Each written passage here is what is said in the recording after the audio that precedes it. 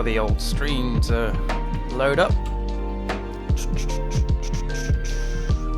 Hey, hello coders. Hope everybody is doing well. So today I am just going to do some maintenance on the site. So that includes NPM composer upgrades, some testing. If we've got a bit of time, which we probably will, because I'll be doing this alongside those upgrades. Probably looking at the tickets in GitHub projects, and just doing a bit of planning and just a bit of a chilled stream today, because just do a bit of maintenance. Just gonna turn the music down a wee bit because that's super loud. Okay, let's get into the code. Now I've just upgraded OMyZ shell, so I am just going to move this down, and typical me, I haven't actually done any planning for this. So for this stream, so let's just dive in. Let's do a git status. That's what we were working on before. I'm going to do a git stash save, and we'll save that as case 6 changes. That was the case 6 stuff we were working on beforehand. What I want to do is go over to git checkout. I want to go to the main. That's it. Let's do a git pull. And also, let's do a Docker machine start how to code well.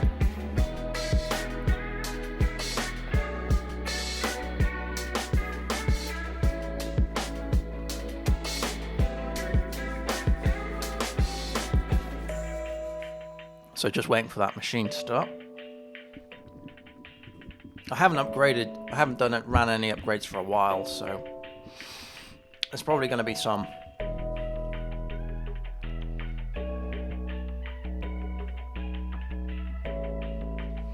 Whilst that's working, I'll bring up the IDE.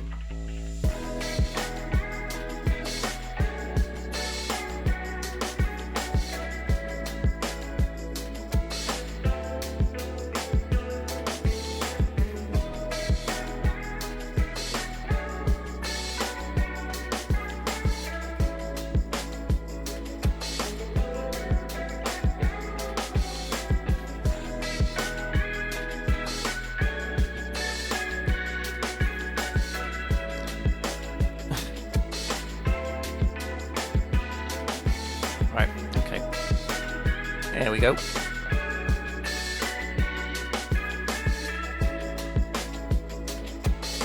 Good. Let's evaluate that shell. Good stuff. Okay. I suppose the first thing to do is make sure the site's running, right? That's probably wise.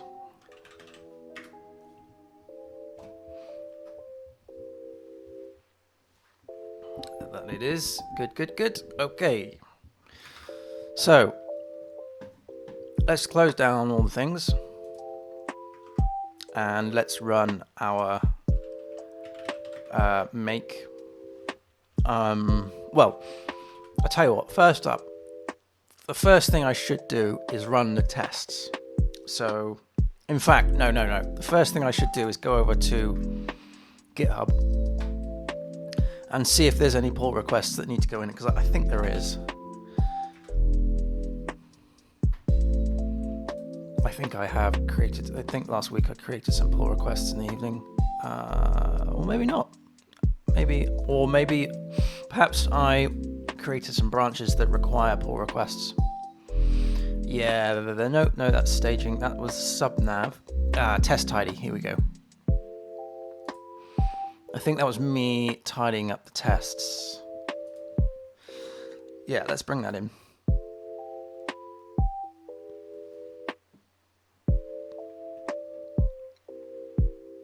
$76 files change.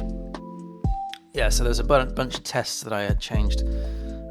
Tidying things up, like putting in the voids and I think in some places I was removing redundant imports and basically a general tidy of stuff. So it was, I'm going to mark it as tests. I'm going to create a new pull request. And then I'm going to merge that in.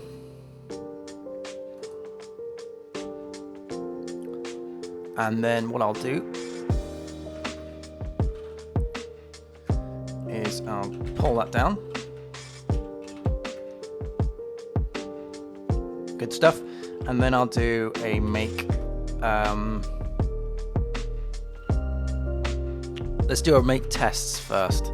Let's run all the tests first. So make tests after that change.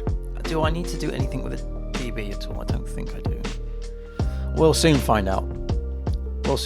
So this is going to do all the things. We've seen this all before, haven't we? It's, Docker Compose, check styles, PHP-MD, and then PHP stan, the highest level of stan.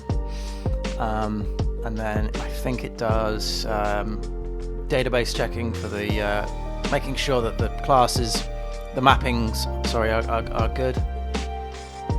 And then it will eventually go down and run the tests, run the unit tests, run the command tests, run the integration tests, and then run the acceptance tests. So here we go. There's the mapping. Let's just wait until it gets to the tests, and then I'll move on to the GitHub tickets. I'm doing the 16-9 diet at the moment.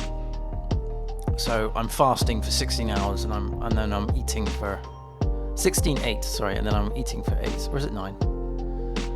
I forget. Anyway, so I'm in my eating period. So at the moment I'm just chomping down nuts. So I do apologise for munching on stream.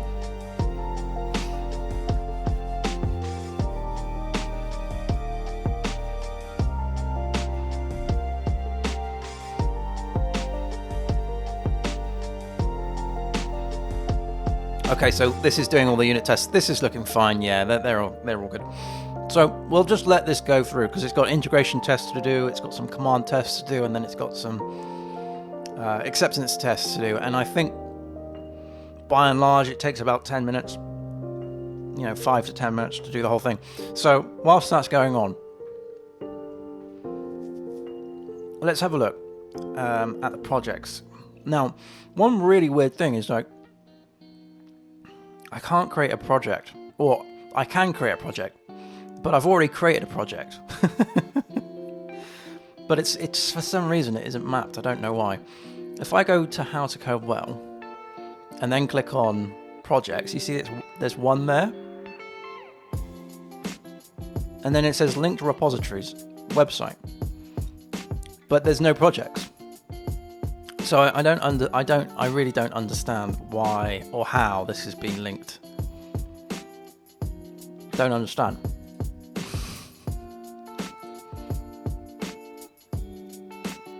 So if we go to the project, click on here. So what I want to do today is just sort of whilst I do all the maintenance and the upgrades and stuff, I want to sort of have a look at all of this and do a little bit of housekeeping. Really. So let's work from the right hand side and go backwards. So it's the to do.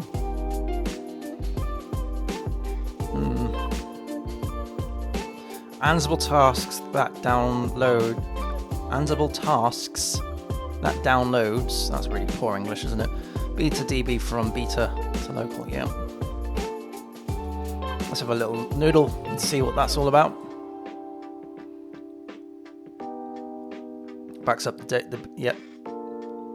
Anonymizes, yep. Encrypts that data. Ansible that encrypts.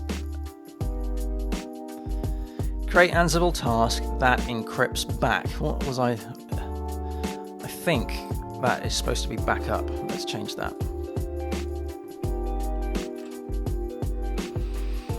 Create Ansible task that downloads the encrypted backup. Create an Ansible task that decrypts and imports the backup to a local DB. Okay.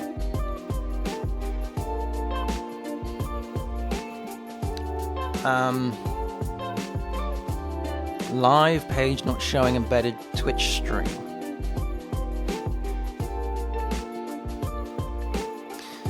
I could really do with changing this this form here, because it makes me, whenever I look at the task, it says like there's 3 things to do. 1 out of 3 tasks complete, but really there's only 1. These aren't.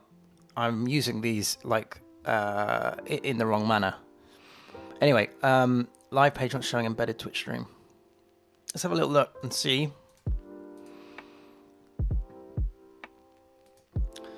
What that's all about. Let's just... Oh, we have an exception. Could not connect to Stripe. Ah, it's a mock API. Okay, I can deal with that. No problemo. Aha, here we go. So I'm going to just create a screenshot of that, I think.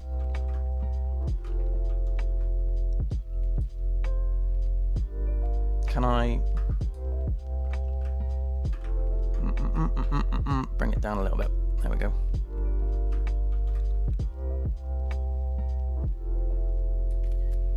Okay.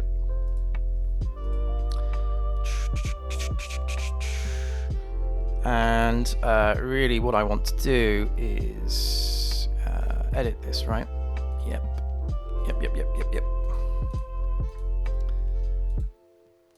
So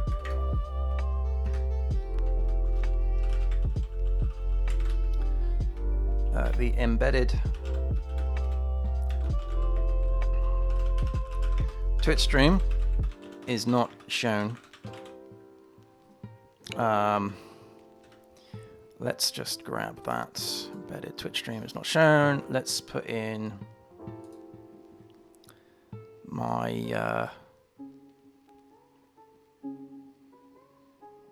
download. It's in downloads, isn't it? No, it's in desktop. That's where the things go. Just bring that in there. Do we have any errors on that page? Let's hit C. I'd imagine we've got some. If it's an iframe issue. Aha.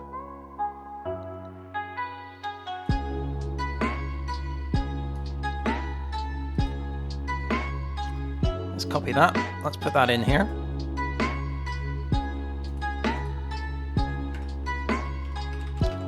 Error in developer tools console.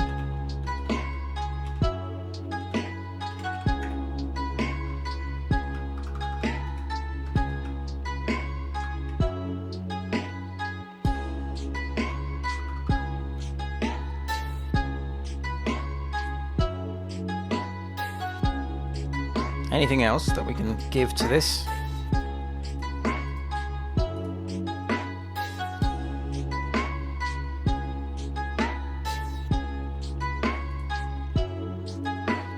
No, I don't think so.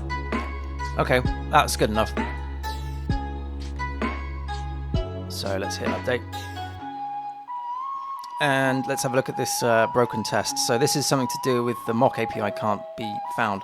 That's because I bet the mock API is down. Let's do docker ps-a. Is the mock API down? No, it says it's oh no, it's exited. All right, let's bring it up.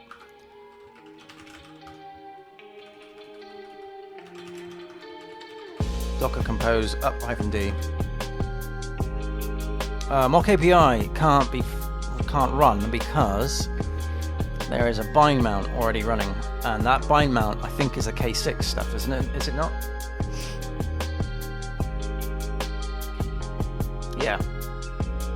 So app test. All right, let's get rid of it. Docker rm-f. It is app test.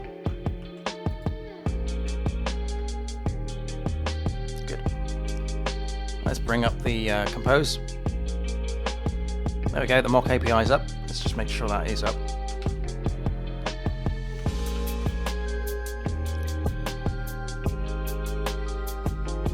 Right, so it's node that's down. Okay.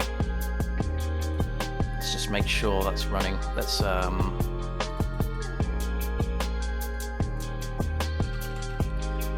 Docker logs -f. I think it should be okay. Yeah, it's up. It's running in dev mode. Okay. Cool. Let's now rerun those tests back to where it was. I think it was that command. Yep. Good, and then we'll carry on. So that's now been a little bit fleshed out more, I suppose. That task. Then this one here, billing list. Let's have a little look. Let's get rid of these. Alright, so billing list is the name of the game. It's an enhancement. It requires database. What type of feature is this other? Feature details. First, list all bills with downloadable invoices.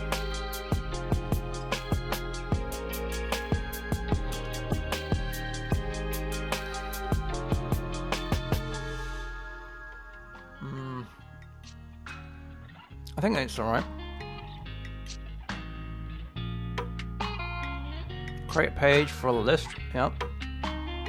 Create a table with a bill for each row. Each row should be have a build date, amount, and status. Each should have a button to download the invoice in PDF. Table should be in build date order.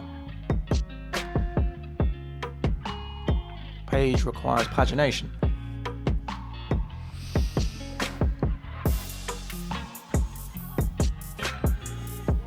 I think that's alright.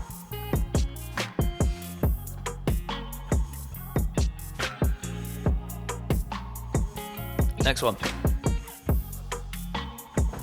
This again is an enhancement.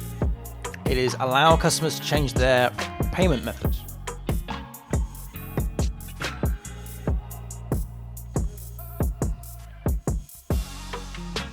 Alright, so I've done a lot of this. Apparently I've done all of this. So add a button to the billing page that will redirect the user to the update payments method page. Create an update payment method page, which is the page that we're redirecting. Update the payment method page. Update payment will create the, okay, yep. Then the webhook. So apparently I've already done this, but for some reason I didn't mark this off as done.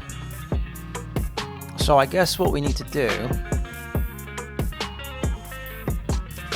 sorry, so that's still going.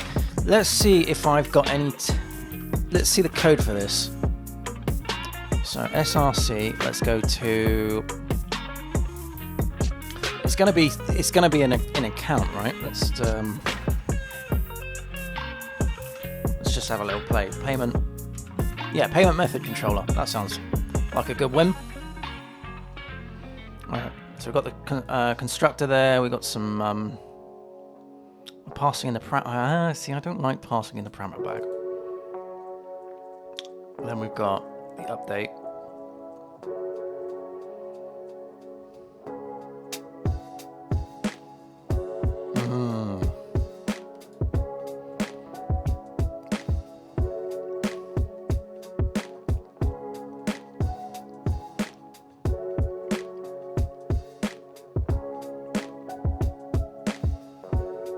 There has been an error. Okay, so I mean, it looks like it's been fleshed out, but there's a lot of things in here that I'm not happy with. One being that there's some hard-coded URLs here to local, which isn't good. Also, we're putting in the API secret and the key. That should be injected into here as two arguments rather than passing in the whole parameter bag. I don't like doing that. Like basically giving everything to the controller.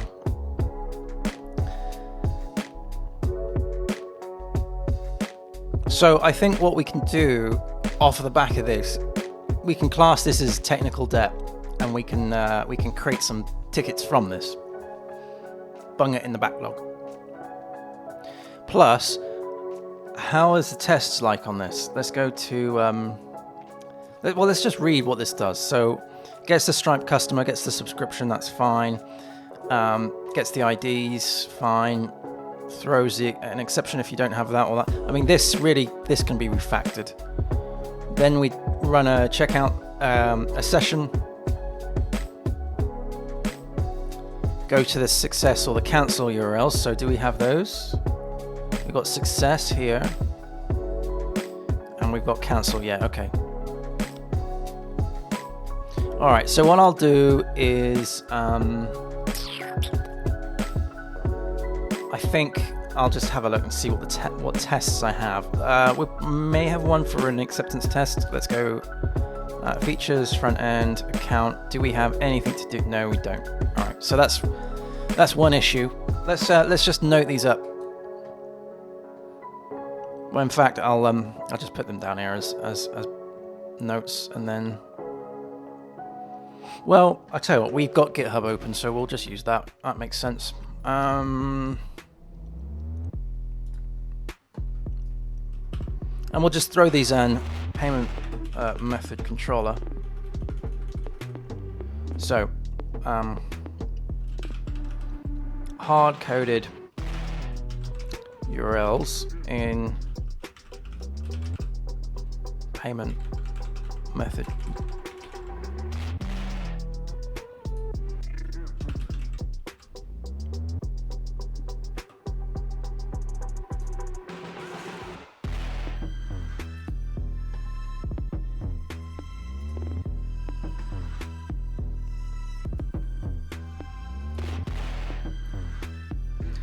All right.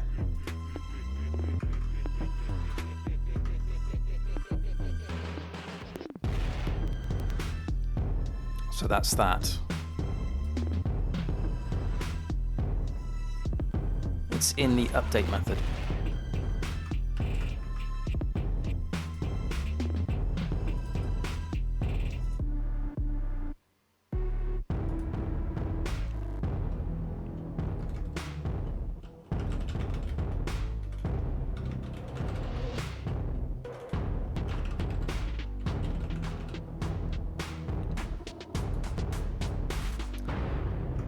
Okay, and then, yes, these two, Stripe API key and secret.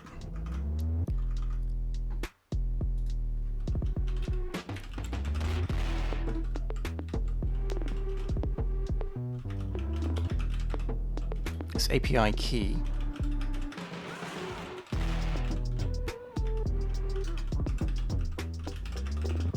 Into the payment method.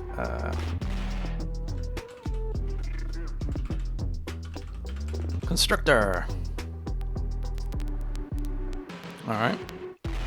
Anything else? There was a lack of testing. Is a biggie.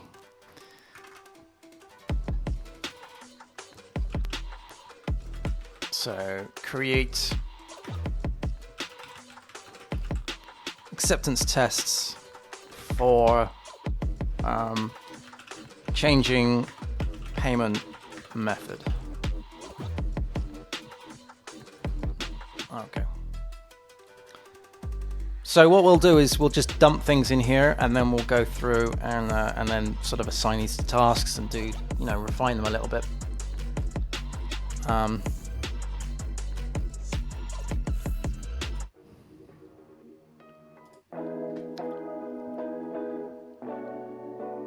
So going back to this original thing, I think we're okay to close this off.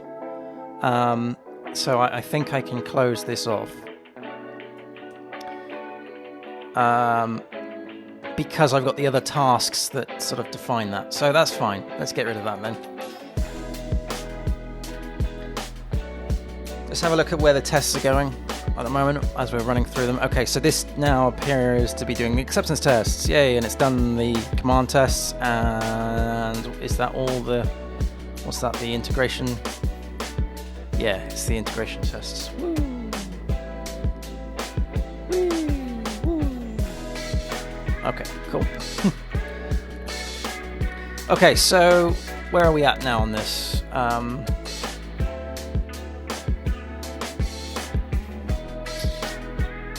Done the live page, done the billing page, install Sentry.io. Now, this is already installed. So again, why is this open?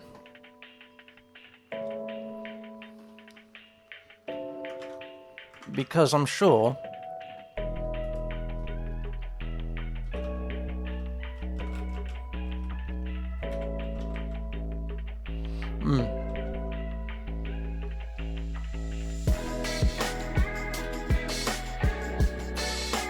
yeah, we've got Sentry.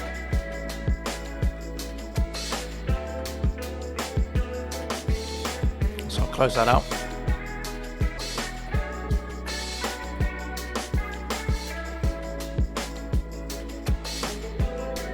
So then we've got checkout page offer upgrade.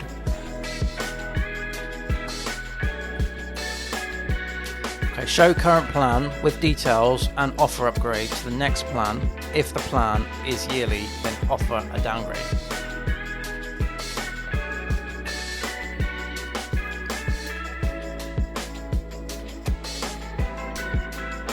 I don't know about this. I don't know.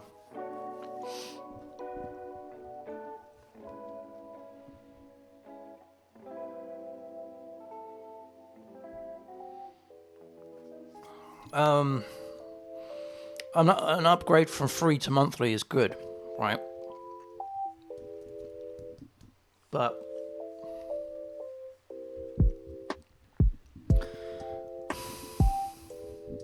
and you know, the ability to downgrade is a good idea, but I don't know if I need to do this straight away.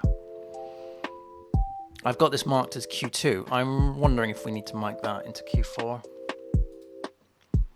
Yeah. All right.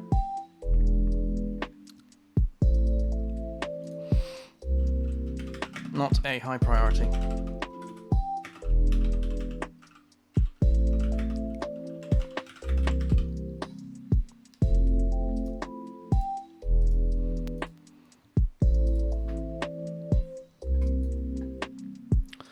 Okay, allow customers to cancel subscriptions.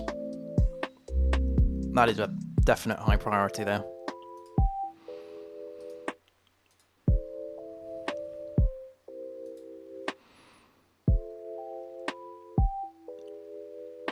In the customer billing section, add a button that cancels the user's subscription.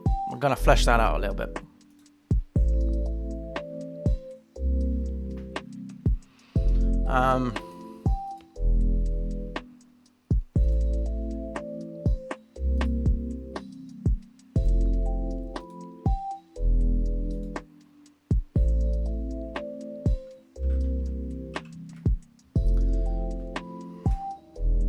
So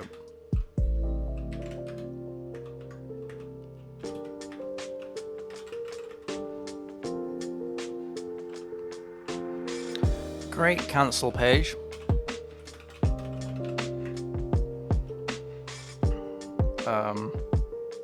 Display red cancel button.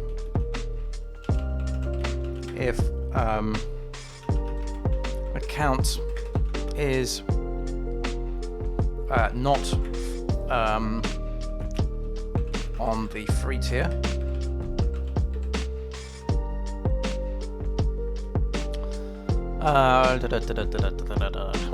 okay, add or create confirmation screen when user clicks cancel. Creates email. So when they cancel, set account to free tier.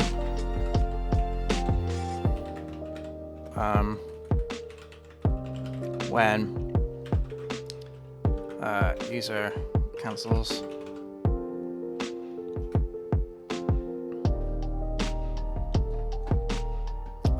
Send email confirmation.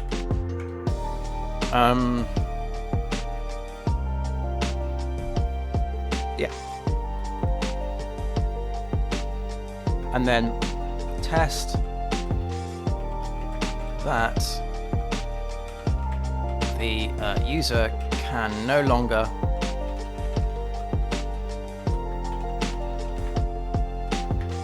access premium content.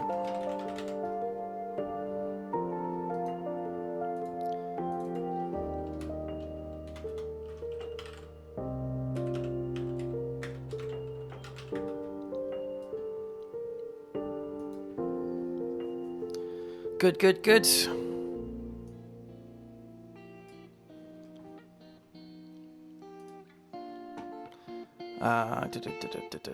Store and restore database test DB. I think, haven't we already mentioned that in the Ansible scripts? I think we have.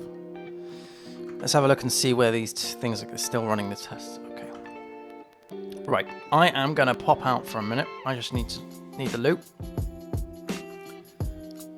So I'll leave this going, but I'll be back very shortly.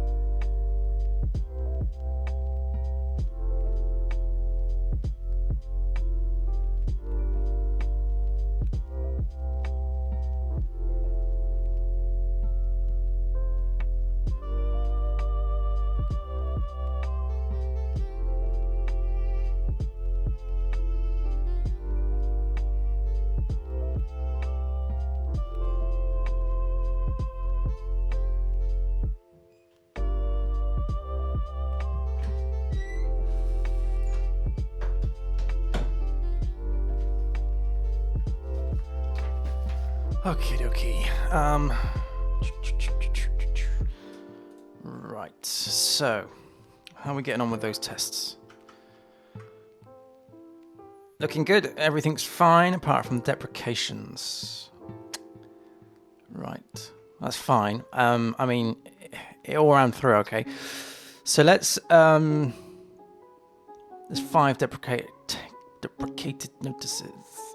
A lot of this is to do with the testing framework, so I don't really have a massive scope to change all of this stuff. So what I'll do is now work through the upgrades. I think that's probably a good idea. So we'll put a pause on this for a minute. We'll come back to it later. But as the tests have all finished and they've all cleared, let's work on the upgrades. So first of all, let's just see where the status of Symfony is. So let's go to symfony.com. What I need is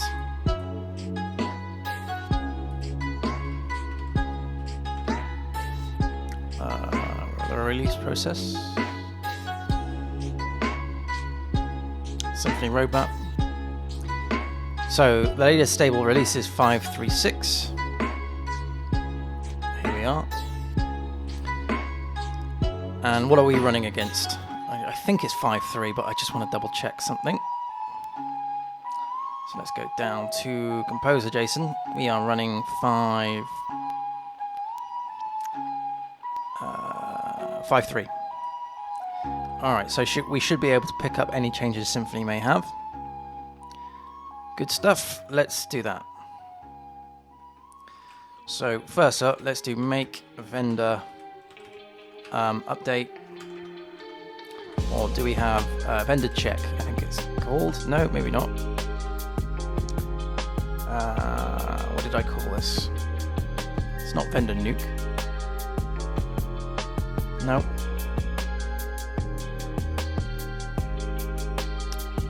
Vendor nuke. No.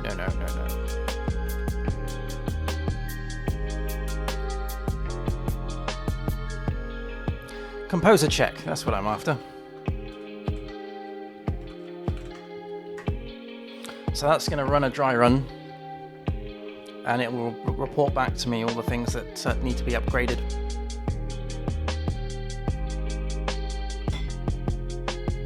Quite a lot, it would seem. We're on 5.33, and 5.34 is the latest, so we've got a version bump in some places. Then we've got a load of other things, PHP unit. Excuse me for a second. Oh, excuse me. So let's create a ticket, or not a ticket. Let's create a branch. So git checkout -b. Let's do updates and then composer. Let's do a make composer update. So that's now going to run all the updates. Pull them all down. And again, whilst we're waiting for this, let's get back into the project. There's 100 and whatever it was. It's quite a few things. Let's just get back to this.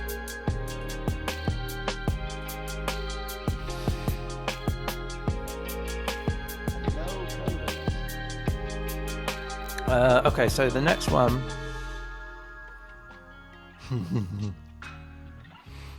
Hey, Cash.io, thank you for following me. I appreciate that. Thank you. Hope you're having a good weekend.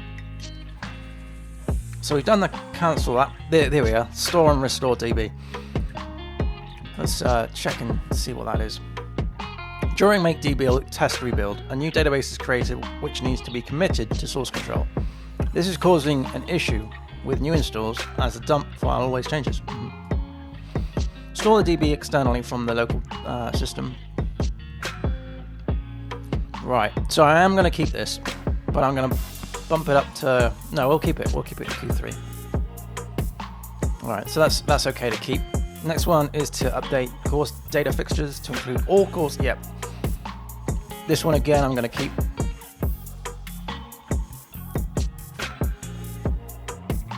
Yeah, because that task relates to a load of these tasks down here. Or... Sorry, down here. The enrollments and all that jazz. So we'll leave that. Let's just quickly go back and have a look. Alright, so it's still running all those things.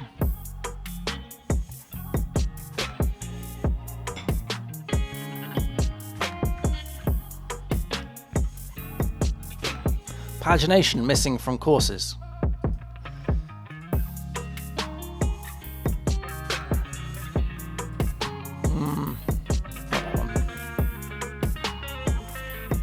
So I'm going to drop this to be Q4. And I'm going to say, not a high priority right now.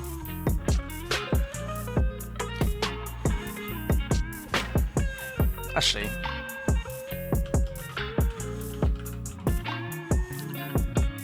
and then requires, no, I won't link it. There we go. So that's moved to Q4, good. Next on the list here is write a test for customer.update Stripe event. Have I done that? This will require a new event to be captured from the Stripe and saved as a fixture. Use the subscription new customer process get user by Stripe ID from payload to get the existing user by Stripe customer ID. Write a test for Stripe customer. Alright, let's have a little gander and see if I've actually done this. As in, created the... Presumably, I have the code that does this, so therefore I should check. I've got customer created. Don't seem to have customer updated. I've got... No. And if we go into Stripe here, we'll go to the API client. Go to customers API. So we've got update payment method, but we don't have anything to do with updating the customer. Okay.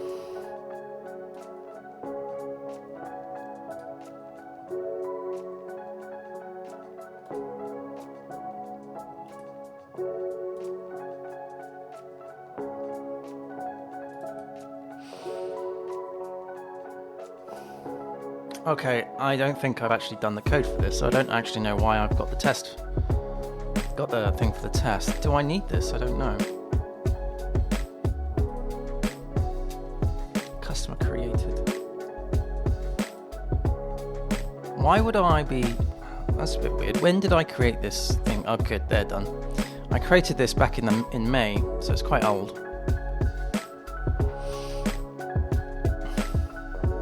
I can't remember why I would need this.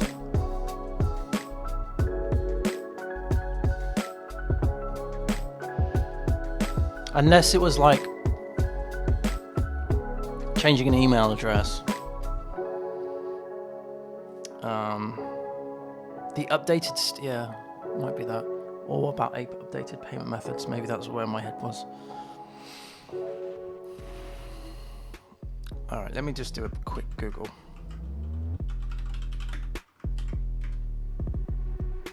Update a customer.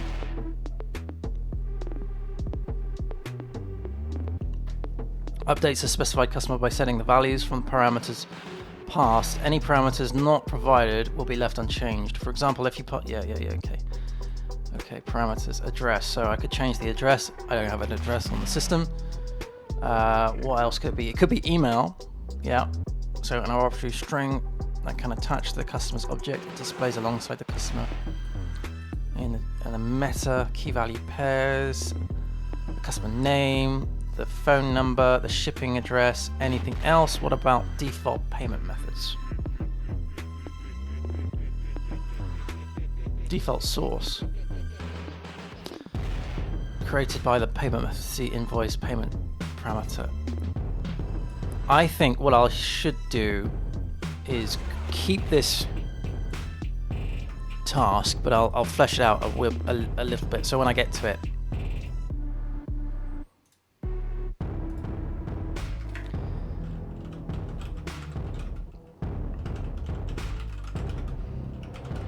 the customer email and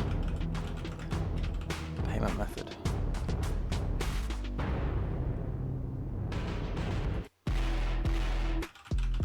Is that right? If you are using payment methods created via the payment methods API, yeah. All right. Where's my cursor gone? Here we go. Provide the ID of the payment source attached. If you want to add a new payment source,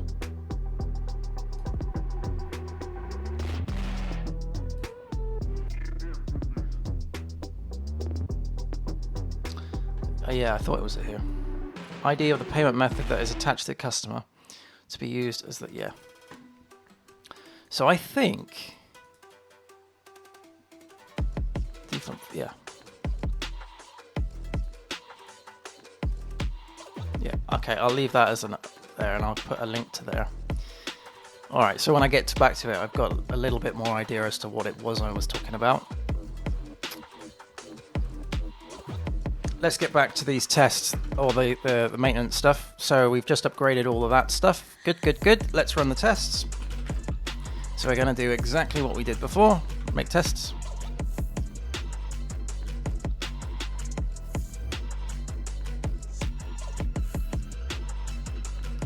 Good. Okay, package the course notes for deployment. What's this about?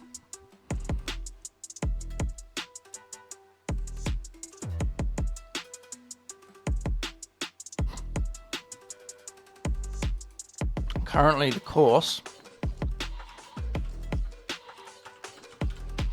notes are pulled into the back into howtogowell.net website via the Git sub modules. Yes, this is providing to be a challenge when deploying. Yeah, it is the Docker image as the Git submodule needs to be committed to the website. This is not the proper way or version. Proper way 2. Yeah, it may be best if the course notes were packaged for deployment. Investigate deployment and package alternatives such as NPM or Composer. So this is more of a spike.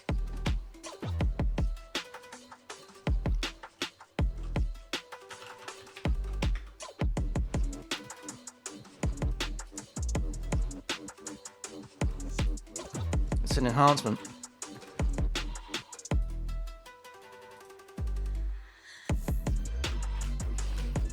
No, that's good. All right, let's do this spike in. Let's. Okay, no, I haven't set it out. Okay, that's fine. And we'll do.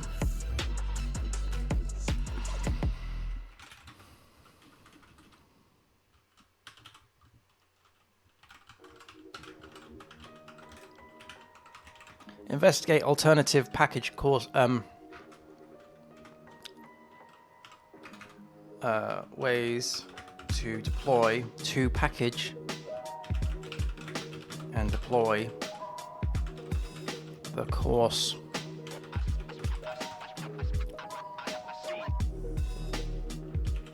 notes.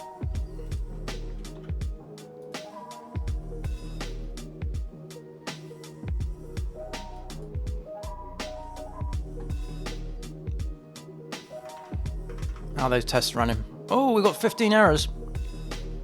Static analysis errors. So we obviously updated PHP Stan. Right. Let's deal with this.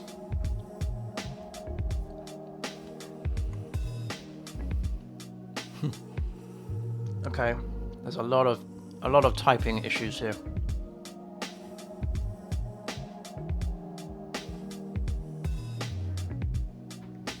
Fine.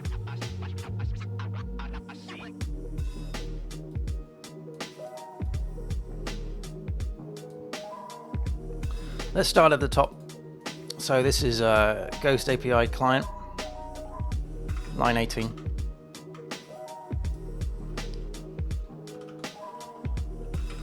Ghost API. Is it client adapter?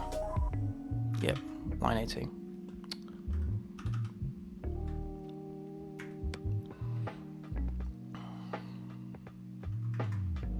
Parameter 1, line 18. Oh, I see, because when we're doing the get of this. See, again, I should be injecting the actual items and not the parameter bag. I'll make myself a little task for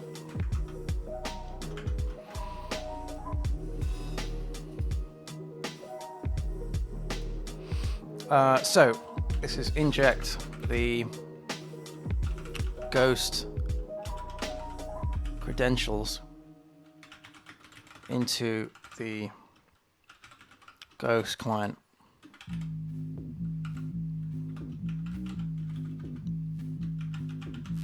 Adapter.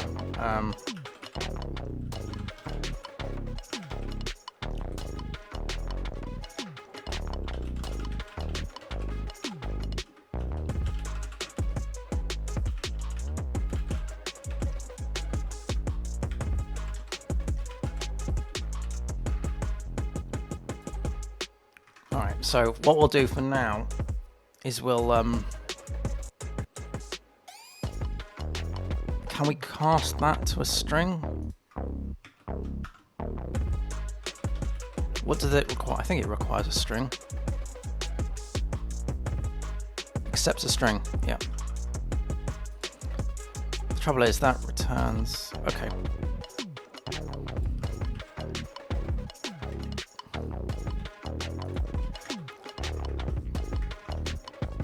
Let's run make static analysis.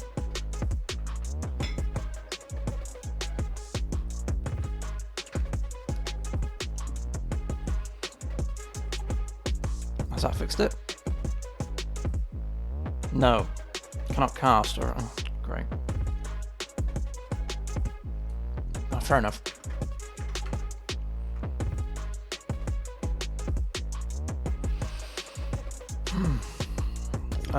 Right, so I guess what we should do is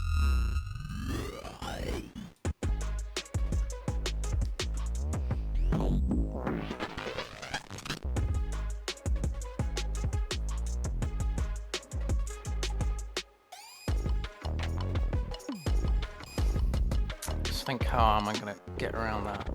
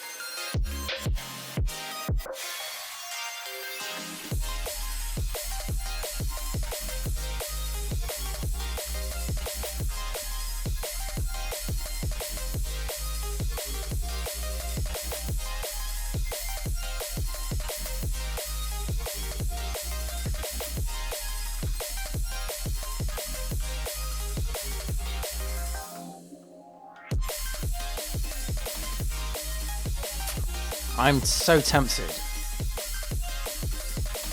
to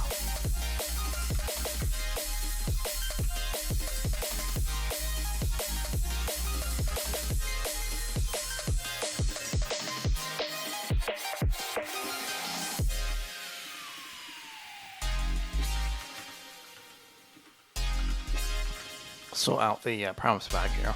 So.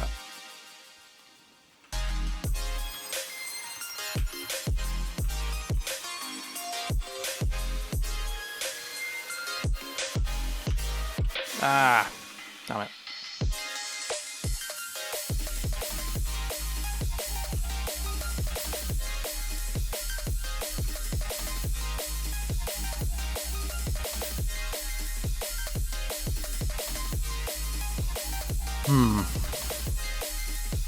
Oh, that's what I need to do.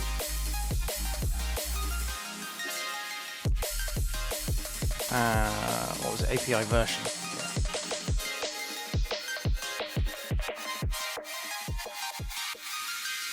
Okay.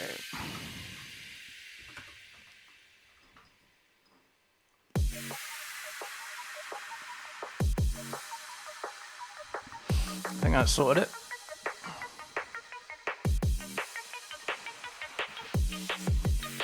All right, Stripe event queue command. Undefined method get type. All right, look at that. I've forgotten the class name. Stripe event queue.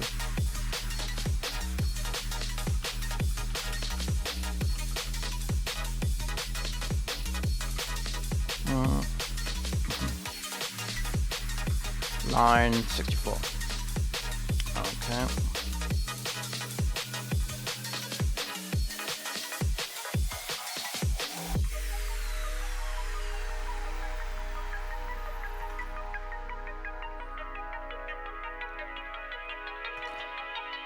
So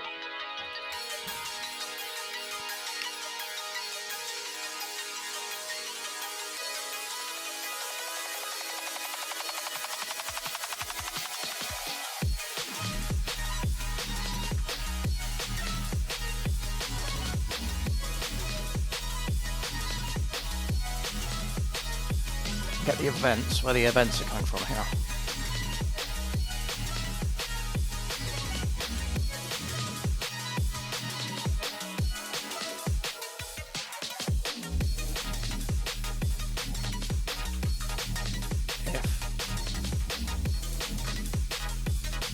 If is an instance of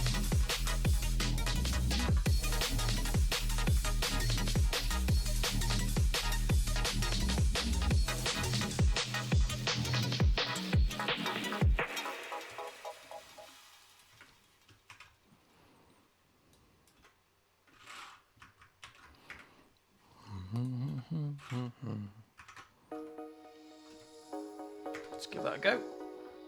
We had 12.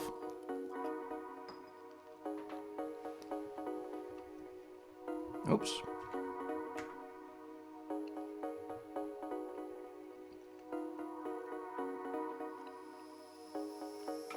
Line 63, parameter key.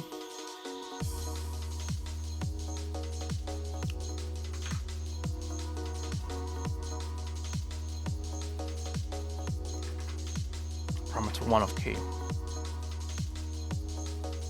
which is the type. Get type. Get type returns what? A null or a string. Expects an int or a string. String or a null is given. Great. So type, get type.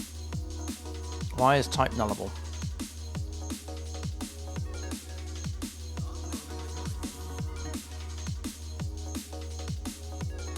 Why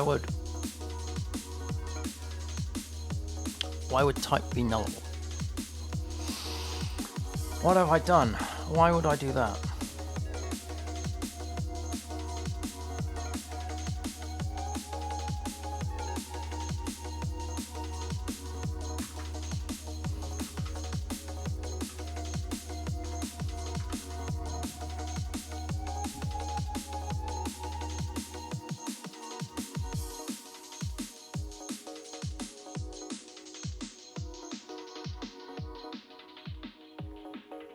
Oh, it might be because of the API. Okay, fine. So we got to keep that. That's fine. Let's work with that then.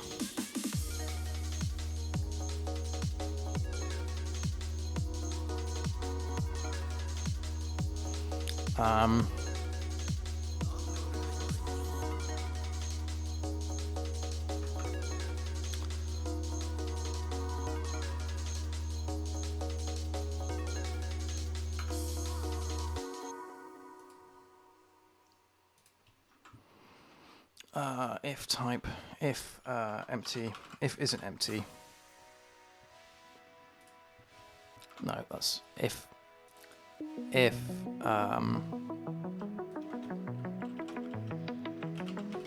null isn't type, then event get type, else return a blank string. There we go.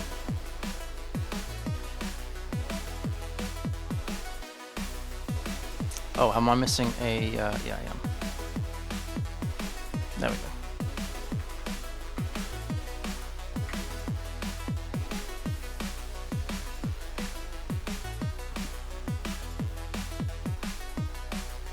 Okay, next one. Checkout controller. Again. That's so annoying.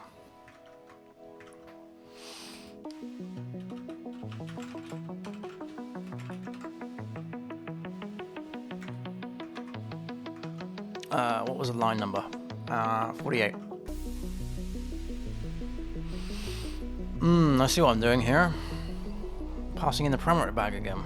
Let's pass this as a bug or a task.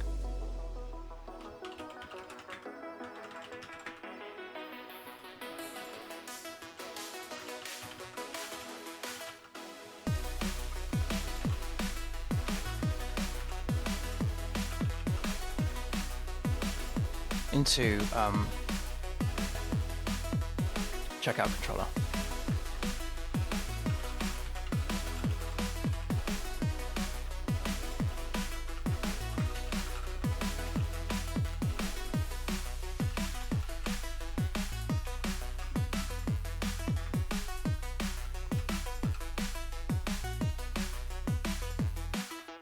Okay, so for this then again we need to do let's set these as local variables.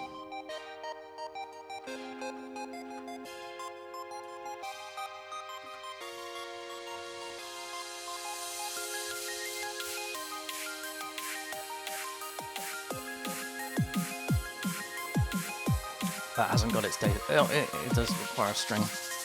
We might have to deal with that in a minute. So if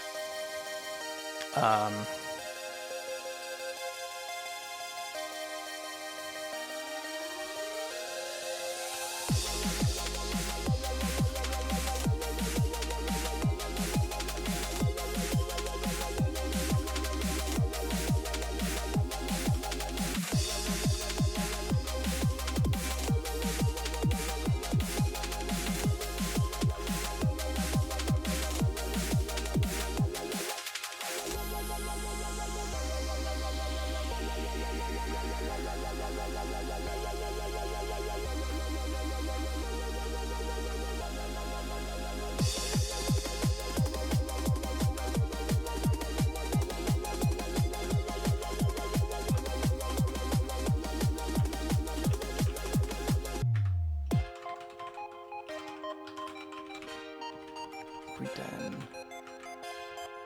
Charles.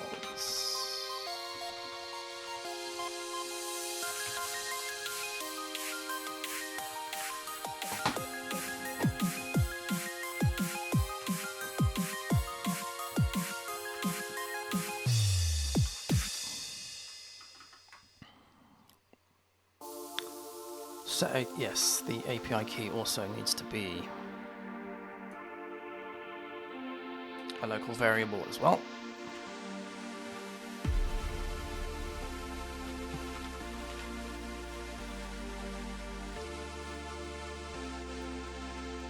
I see, right, okay, no, so that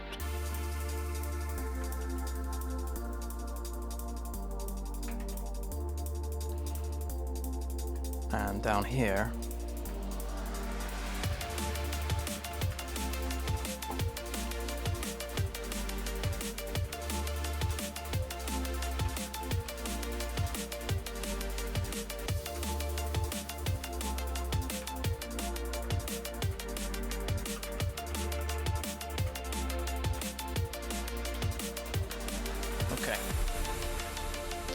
give that a go.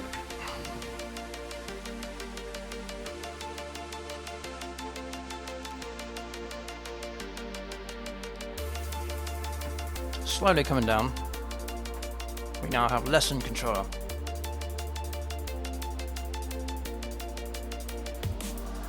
On line 44.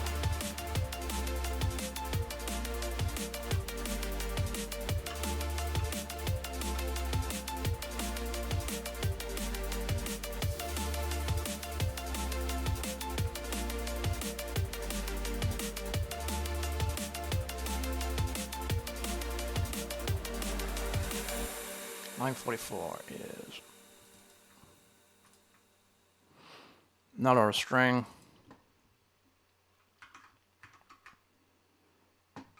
Cannot call method get free on an object or a null. So tutorial. If this isn't an instance of tutorial, redirect to root.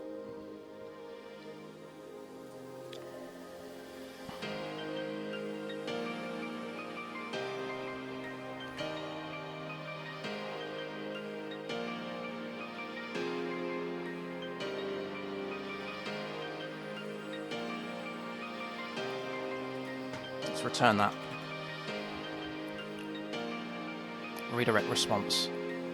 Returns a response. Alright, let's give that a go again. 8 to beat, 6 down. Line 56. 56. Course. Where is course coming from? Here. Get course.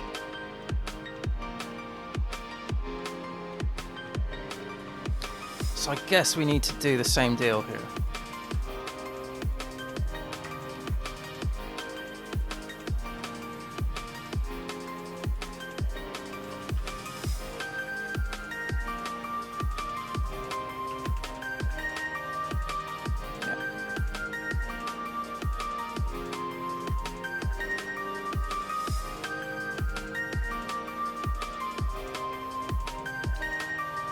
Down to 4.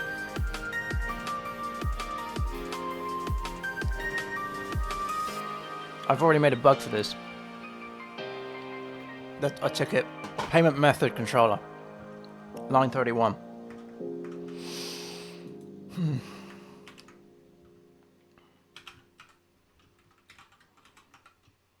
Oh, what am I doing? Go to line. No, didn't mean to do that. Sorry.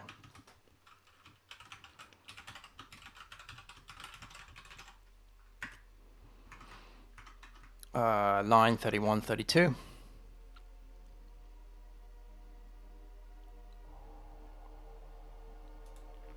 Same kind of treatment. What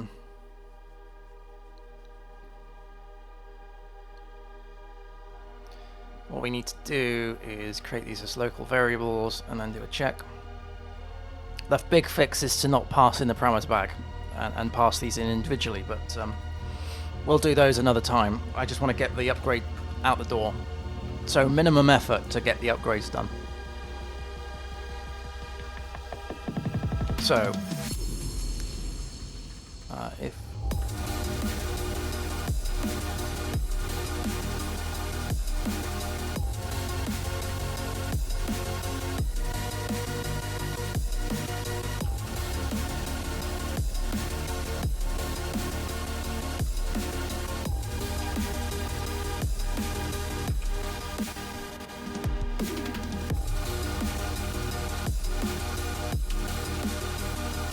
invalid Stripe credentials, let's put it in capital S.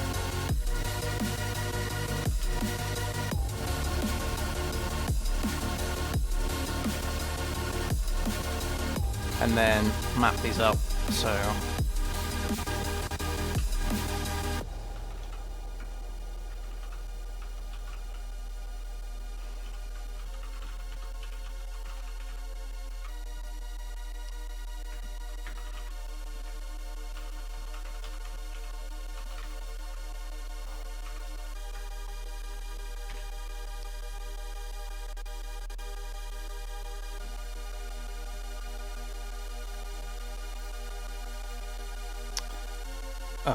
Sorry. Huh.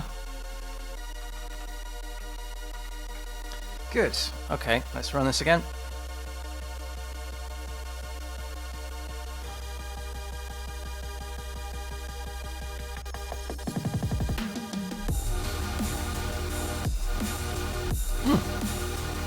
Okay, string does not accept. Whoa.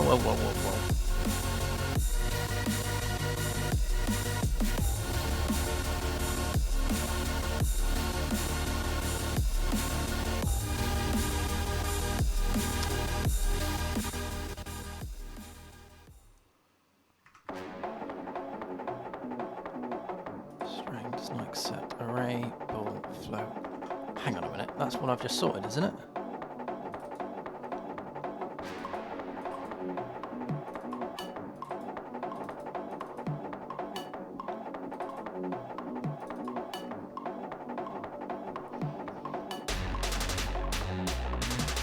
Let's just go back to that. Let's go to data fixtures, resource fixture, line 199.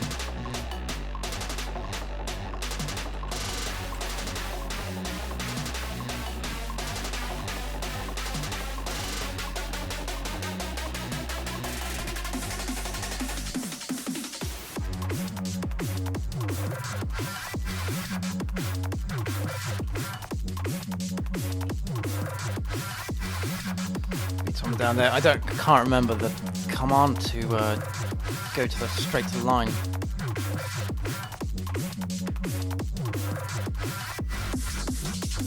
Straw replace.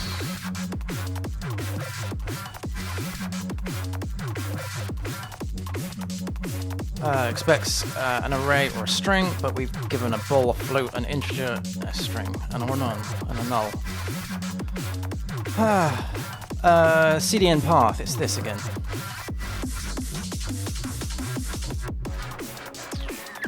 It's a shame that I can't just cast this. I've tried that.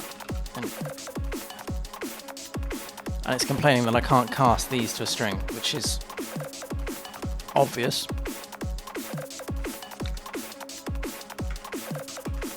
So if here's string CDN path.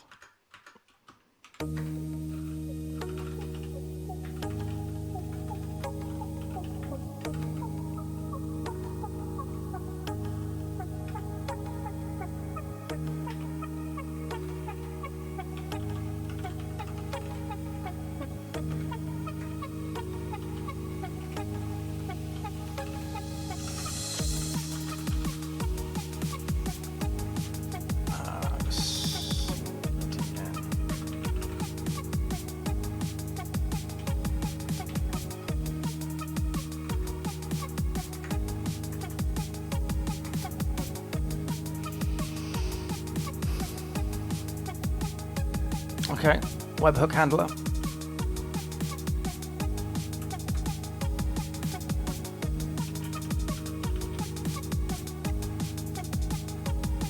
Is it just webhook handler?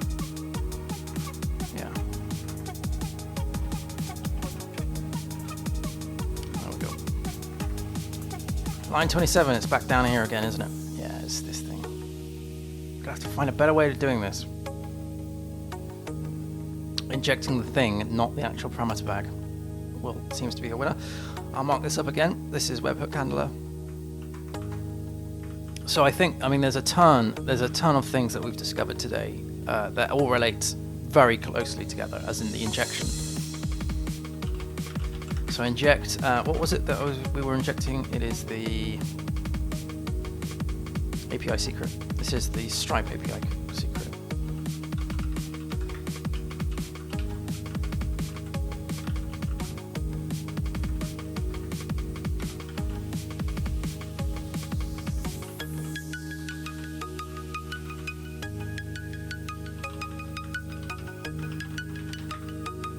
Inject Stripe API secret into this webhook handler instead of using the parameter bag. I'm kind of thinking now that what we should do instead, what I should be doing instead, is creating a class that has this, has all of these details, and then pass that class through. That sounds sensible.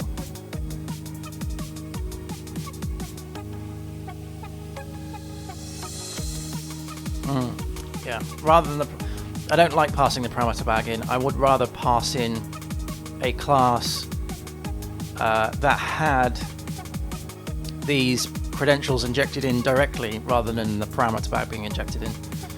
And then that class be then injected into whatever classes with like get API secret, get blah blah blah thing, you know.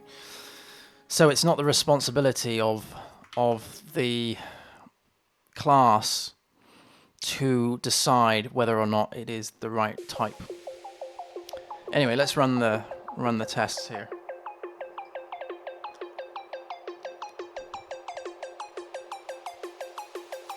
Oh, okay.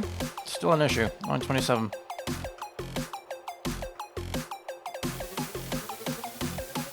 Oh no, I haven't done it yet. Yeah, because at the moment I'm having to equate this to a local variable. Oh, it's a Stripe webhook Hang on.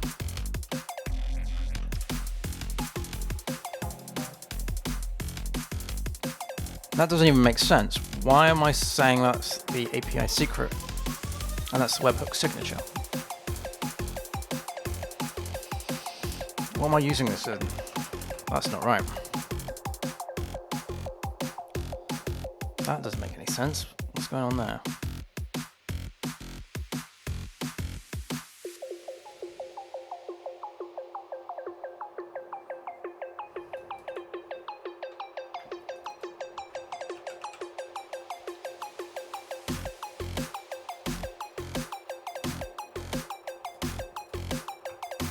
Let me just take this offline, bear with me a minute.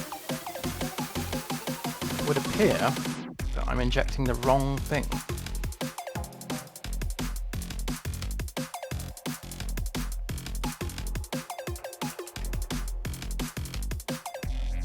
I am.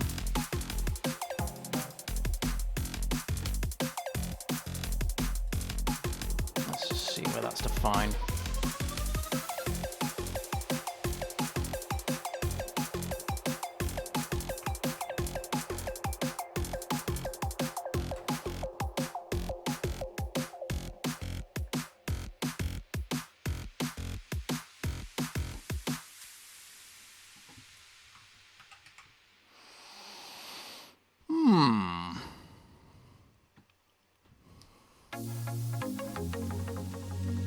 I think what I need to do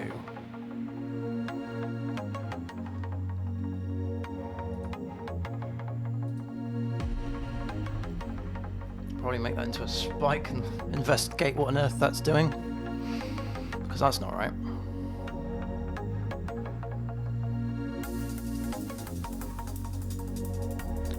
The signature from request. Get signature from request.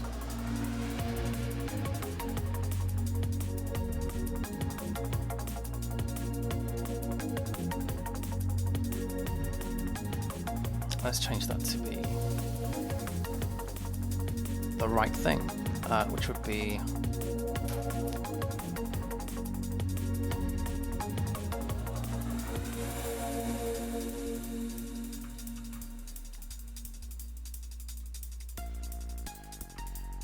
that.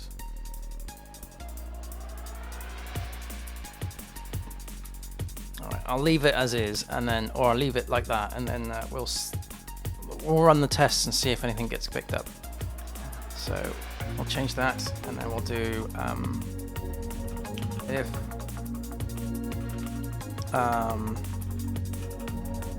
API secret, and we'll do is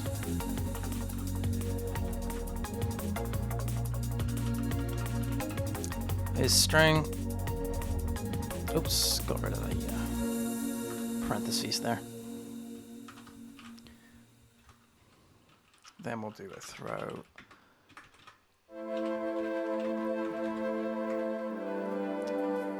Wrong type of exception.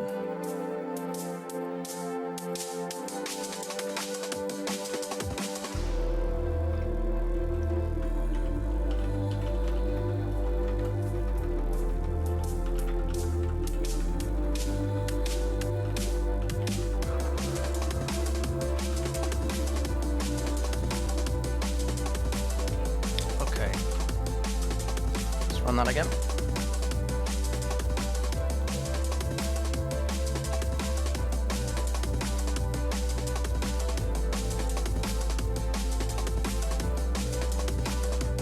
It's a payment method controller, isn't it? That one. So if that needs to be an or, that's why it doesn't work. Always good to come back to it. Oops.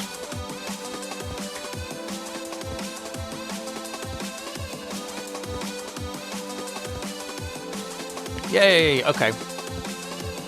Let's do a make tests. Now run all the tests. Okay, so it's done some tidying up work, that's fine. Run it again.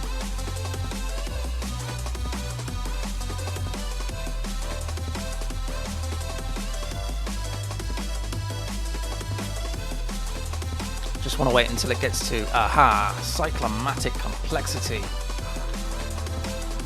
Brilliant.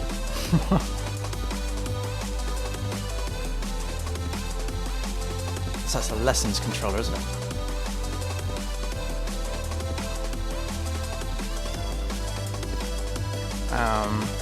What are we complaining about? The method of index has a cyclomatic complexity of 10. The configured cyclomatic complexity threshold is 10. Right, this is on the index method. This is this bad boy here. Is it because I added some more checks? I think I did. To be fair, this is doing a mighty amount of work. If the instance is a user, yeah.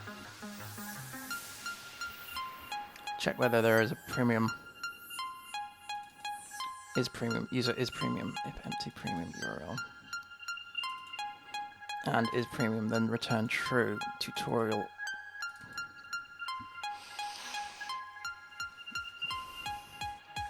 I wonder if that needs to be moved to that logic there. It needs to be moved into a service. It's getting the URL based on whether the user is. So if I was to refactor this, which it needs refactoring, we would have like a tutorial service and then like a method get URL, and it will work out whether the user is premium. All right, so that's a potential refactor. Scroll down here. All right, so we're checking whether this is a right tutorial.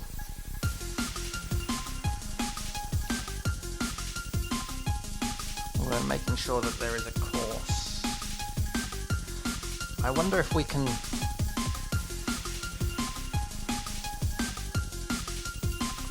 Okay, no, unfortunately I'm gonna have to.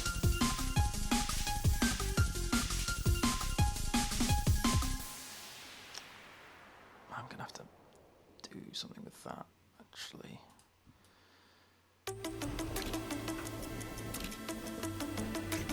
Put it up here.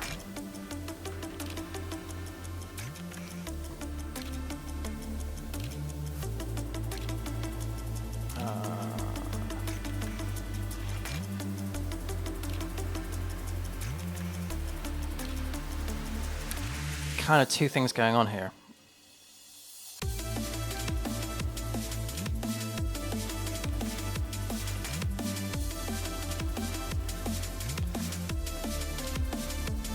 So essentially, if it's not a tutorial, so if it is a tutorial,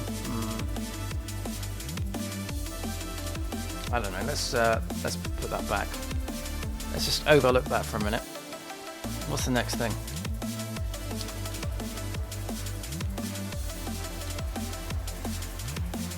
Get user. I don't think that's right. If the user is an instance of a user, why would that not be an instance of a user? It would not be an instance of a user if it was a free account. Right, okay.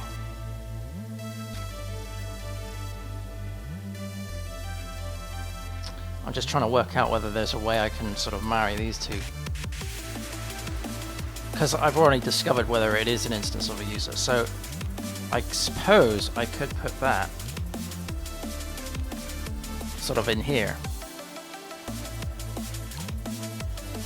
because I'm already checking whether it is an instance of a user. I don't know why I'm getting the user again. That doesn't make any sense. And then down here, there's a bit of refactor work too. So getting the project directory, getting the display order again, and this is the code notes. That can go in its own method.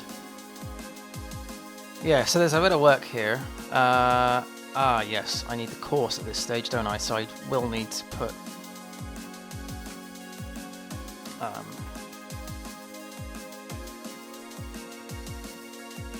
this up there. So I do need the course.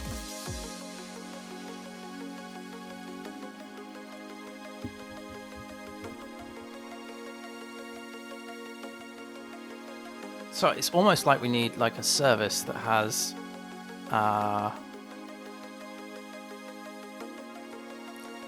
hey Beachcast, sorry I haven't been reading the chat, do apologize. I've been concentrating on writing tests or going through upgrades.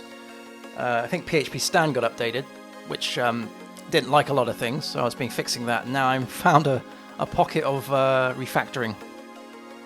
As you do, you never, it's...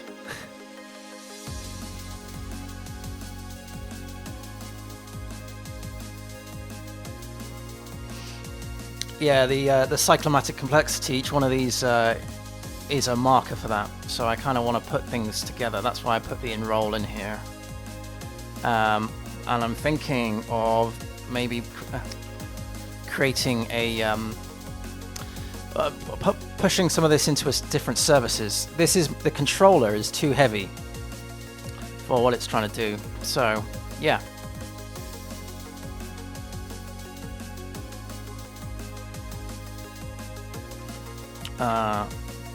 Oh, my mouse has just decided to stop working. That's great.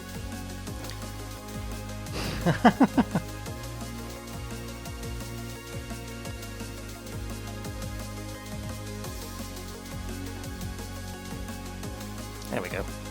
Don't know why it froze there.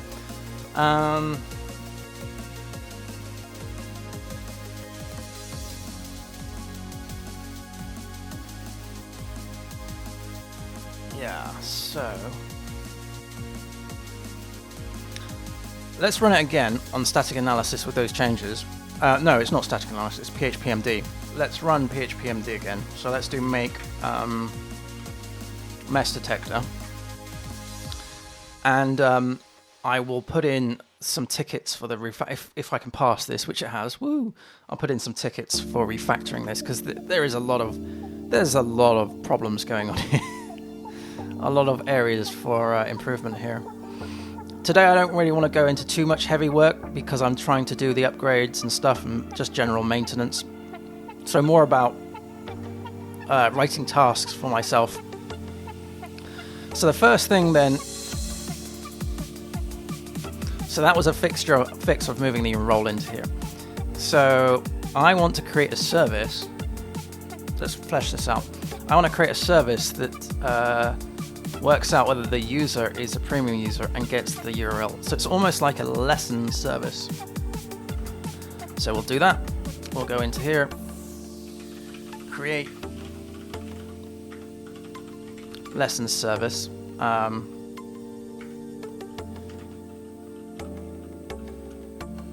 Create method that returns the lesson URL based on user account type. If they're premium, they get the premium URL. If they're not, they don't. Okay. I'm going to mark this as a refactor.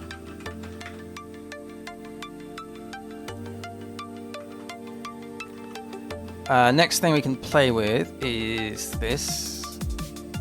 Again, this has far too many responsibilities. This controller. One of the responsibilities here is to get the display order, work on the display order. So again, that could be in the lessons service as well. So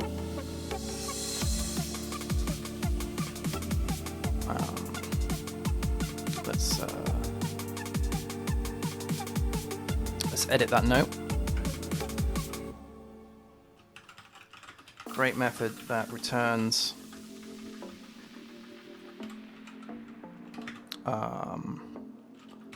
lesson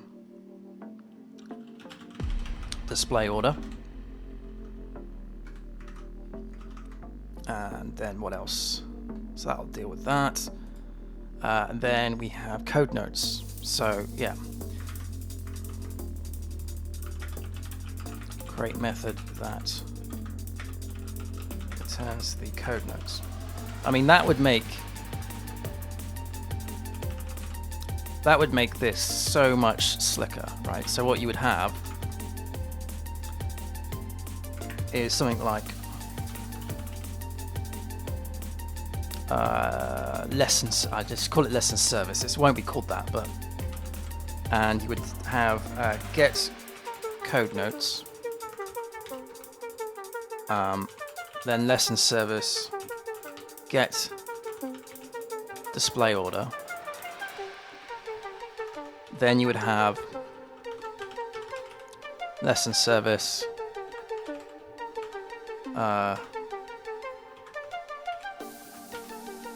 get URL, and we would pass in the course, the tutorial, which probably would already, these two would probably be injected into there, and also the user. And that would basically be it, right? I mean, that would be so much slicker than having all of this rubbish in the controller. If we could just have a service pass all of this stuff in, and then it just spits out all of this stuff. But that's for another time. Right. So let's run the tests again.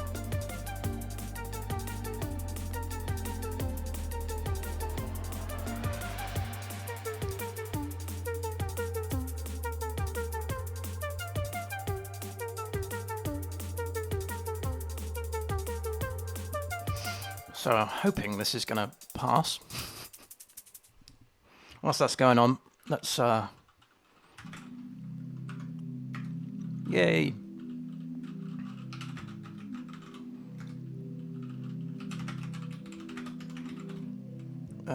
Let's do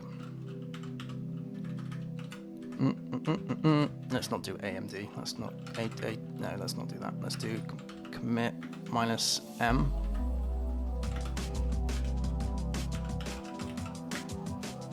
Updating composer packages, and we've got the composer lock, and we've got the Symfony lock. Anything else? No. Then we've got another one, git status, git commit. This one we can do an M. We can do. Hey, we got an error. Woohoo! Cool. I'll deal with that in a minute.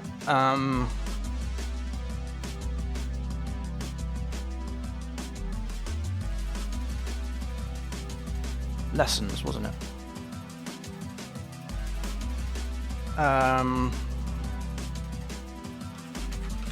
Removing duplicate.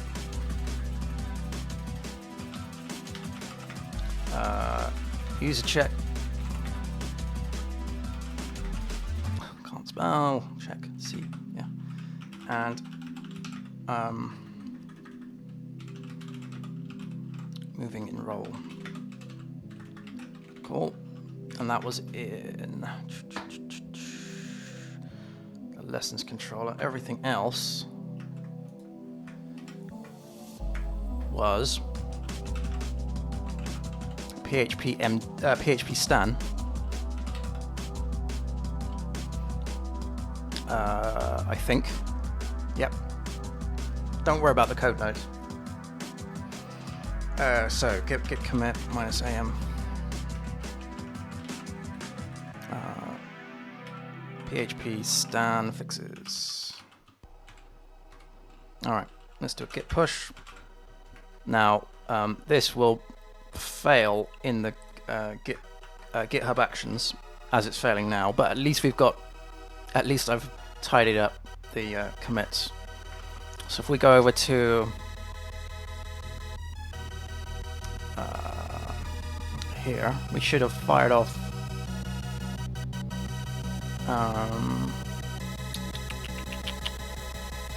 website. That's what I'm looking for. We should have at least fired off yeah. Cool. All right. Let's get back to the test. What's up with this? It's the test itself is failing. Interesting. Now, all of these tests were running beforehand, so working beforehand. It seems to be only the one, right? Only the one test out of out of the 417. So that's fine. Ghost client adapter.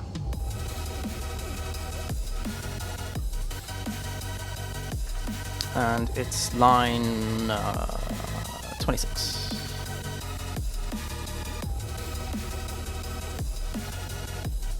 Oh, hang on. No, it's the test that's wrong. No, it's not. Sorry. No, it's not. Forgive me. It's not the test. On line 26. Which is here. This client.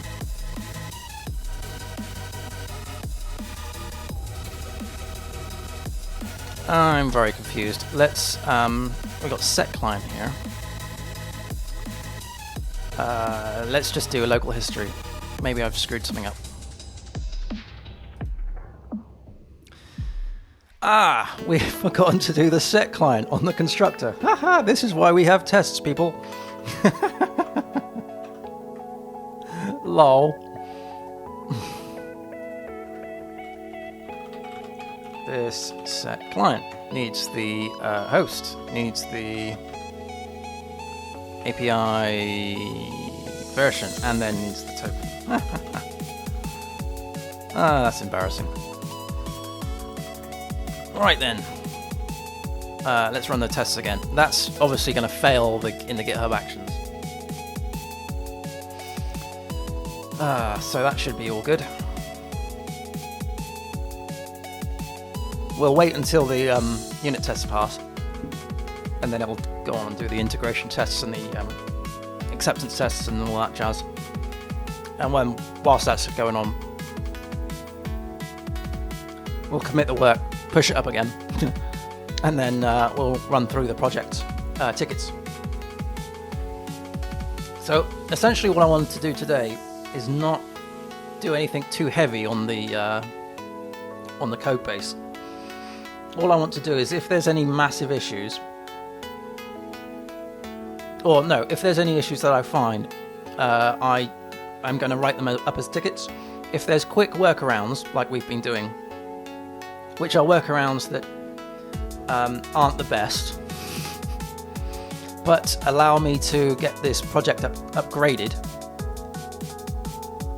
then I'll make them, as long as I have a ticket to say what I need to refactor in the future. Just trying to be a bit efficient with the time.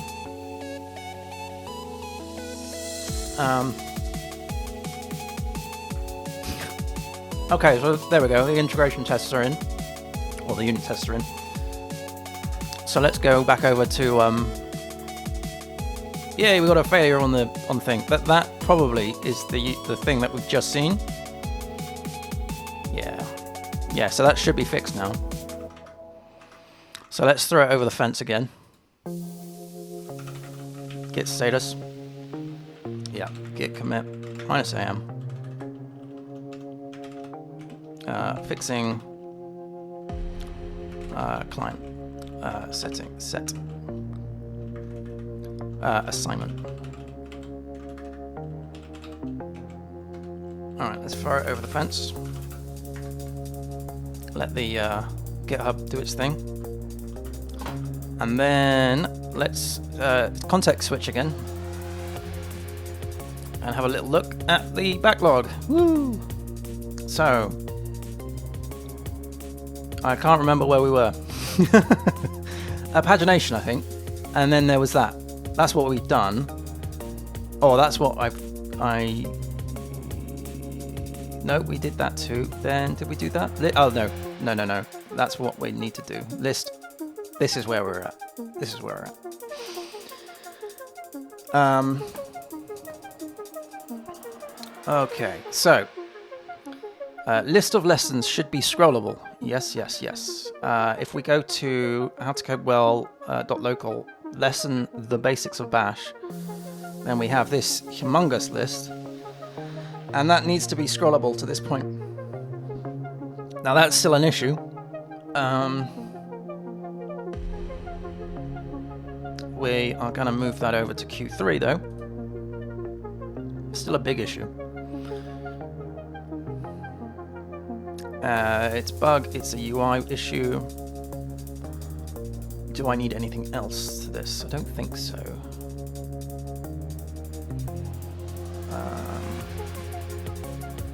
No, I think that's good. I think that's good to be. We're just bumping up into the next queue. All right, moving on. To the next one, which is create a makefile command to install everything locally. Huh. Can I be less specific? Create a makefile command to install.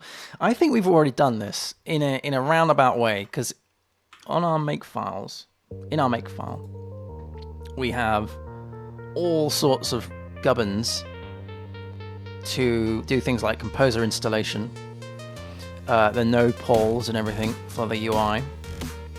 So we've got a lot. So I need to be a little bit more specific as to what that ticket is talking about.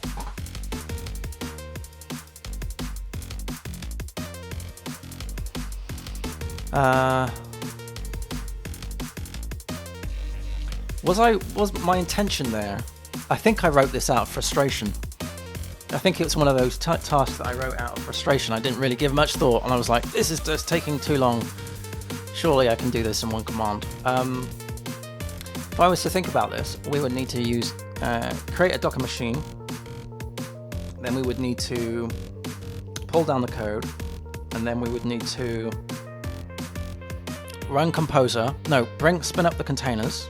So Docker compose. Then we would need to run vendor, then we would need to update vendor, install vendor, then we would need to do the NPM. I'm going to say I've done this with the commands that I have. Yeah, I'm going to close this and just not bother with that. There we go. Executive decision made. Next one. Course image on mobile view is in the wrong position.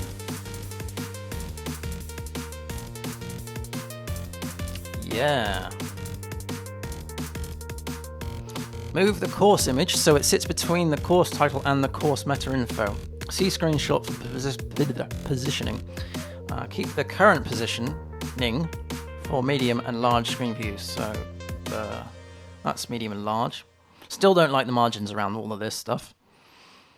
But it's still an issue. We are going to bump this to Q4. No, it's in Q3, sorry. That's fine. That's fine. All right, that's good.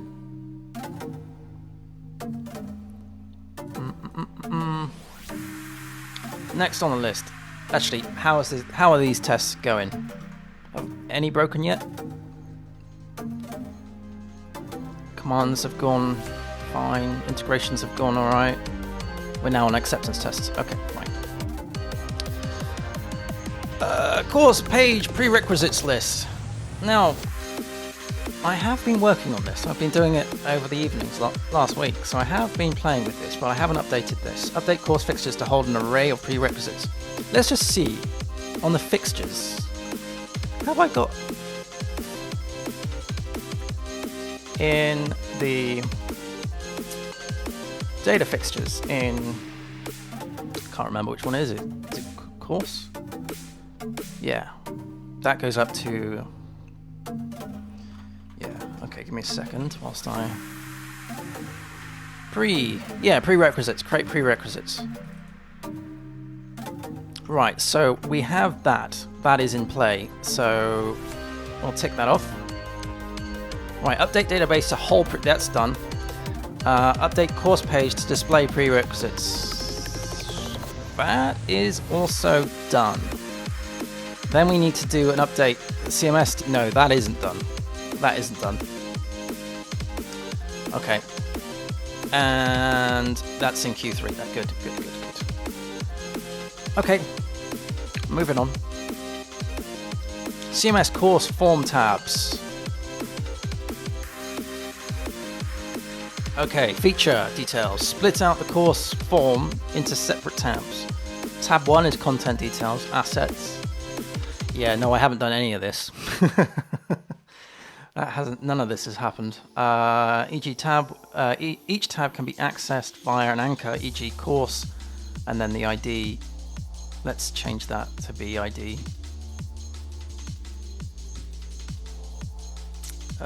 No, I have an ID here. Edit, then learning outcomes. If the user accesses, that's a disabled tab. Let's make that a little bit more clearer. If the CMS user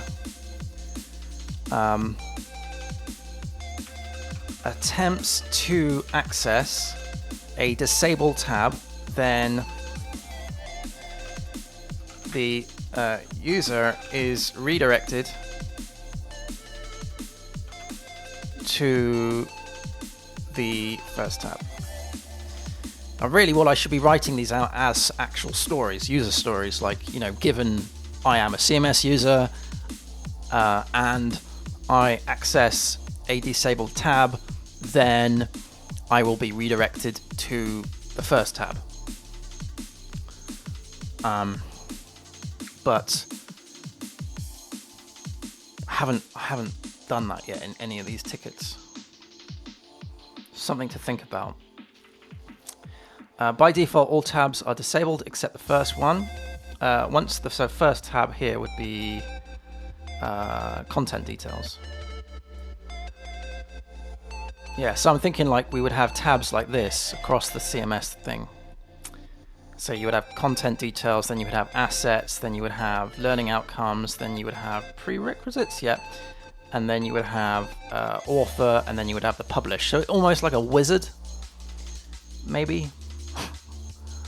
I don't know, I'm the only one who's going to be seeing this because it's a content management system, but, you know, by default, alter, yeah. Once the first tab is submitted, valid, then other tabs are enabled except for the publish tab. The publish tab is only enabled if the course has sufficient data for it to be published. Okay, yeah, that's fine. All right. That's good. Next on the list. CMS is missing course learning outcomes.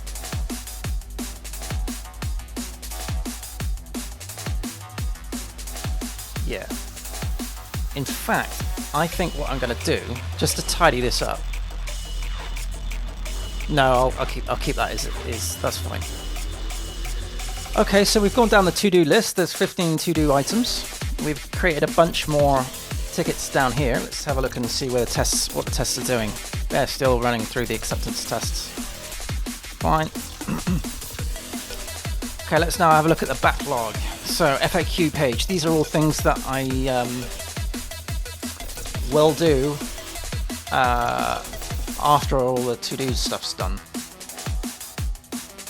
So with that in mind, let's just go back over to the to-do and see if there's anything I can put in the backlog. So that definitely needs to happen. This definitely needs to happen. That definitely needs to happen. So does... No, that doesn't need to happen. Not straight away. This one. So let's just make sure that's in Q4. Yeah, Q4. That should be in Q2. Let's change that up. Sorry, Q3.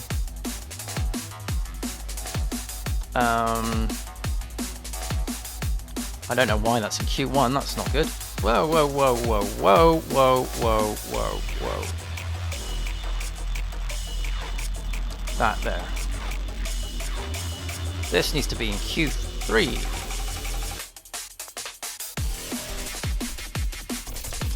Yeah, so that needs to happen. That needs to happen. So does that.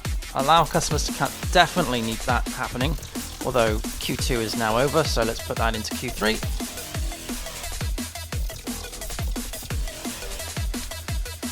I'm going to be a busy boy in September. Okay, so store and restore testDB. Yes, that does need to happen. Again, I'm going to put that into Q4. No, Q3. That is in Q3, sorry. Update course data fixtures. Definitely need to do that. Again, Q3.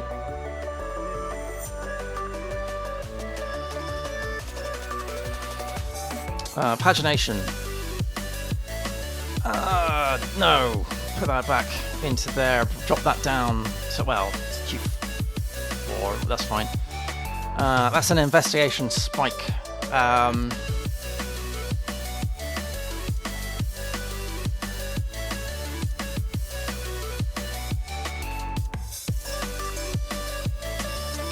Yeah, okay, I'll leave that as is. List of lessons should be scrollable. Definitely needs to happen. That needs to change to Q3.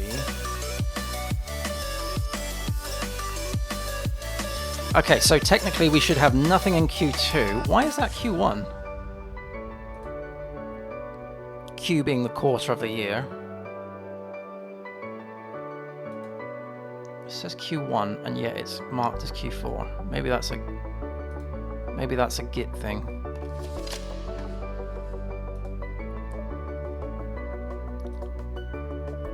Why can I not? There we go.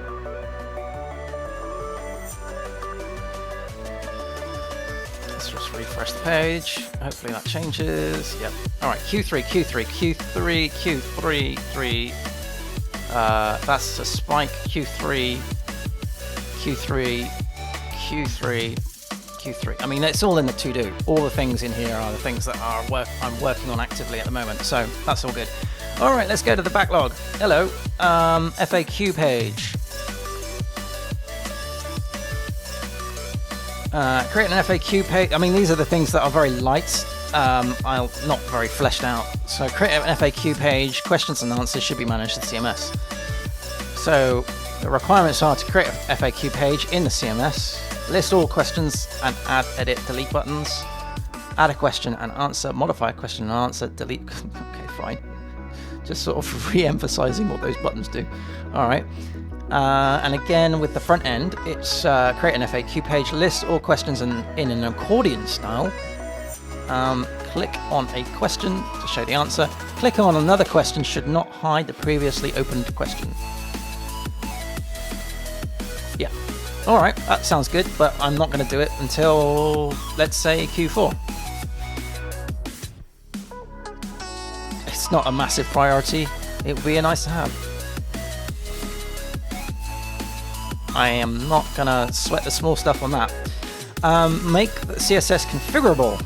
What was I smoking when I wrote that? At the moment, the class name. Oh, right, okay. This is because I'm using Tailwind.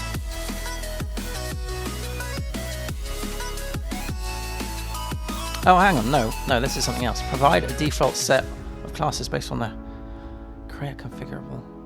What?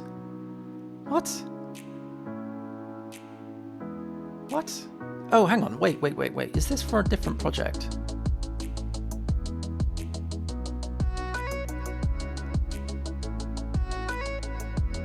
That was opened ages ago. I'm going to close this.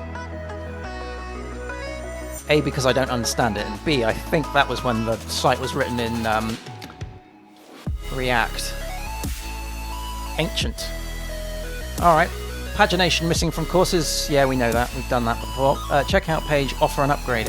Again, I'm not going to sweat that. If we don't have it, we don't have it. And it actually, let's change that to be offer upgrade. No, we'll keep it as upgrade. Okay. All right. Then we've got all of this stuff. These are tickets that haven't. These are like, what do you call them? Notes, I suppose. Notes that haven't made their way over to tickets, so they kind of need to be refined a bit. Although they're very light. Like convert the fixtures to YAML on all of these, so they're very similar. How's the testing going? Oh, testing's passed. Oh, that's good. So that upgrade went well. Nice. Nice. Okay, I'm happy with that. I just want to double check something, because I'm sure there was some deprecated warnings that I was not seeing in this output, but I was seeing in the logs. I just want to double check that a minute. I'm in the wrong place. No, I'm not. Docker logs -f. Webs. Well, let's do it through compose. It's probably easier. Docker compose. Logs -f. Oh, that doesn't matter. App. Okay. That's not what I thought was going to happen. Yes. What? Oh, sorry, I'm using the wrong commands here. I'm not even evaluated to the shell. That's why. That's why. There we go. So,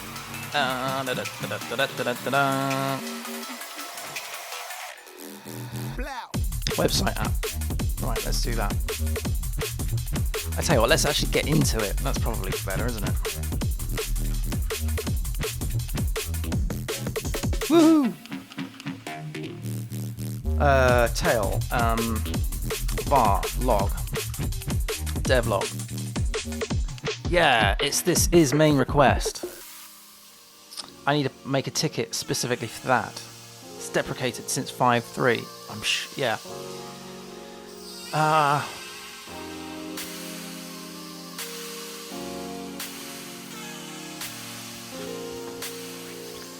So let's create a new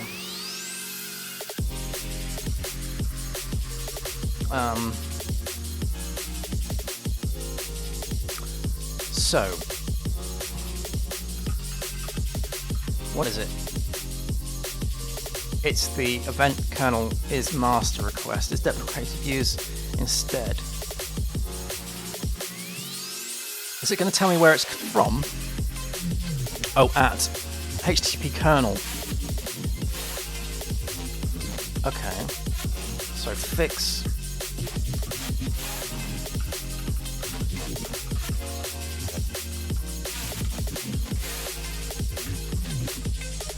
Symfony HTTP kernel. Well, I'll tell you what. Let's not worry about that. Let's do deprecated.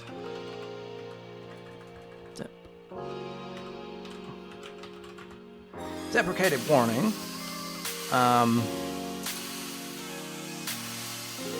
With on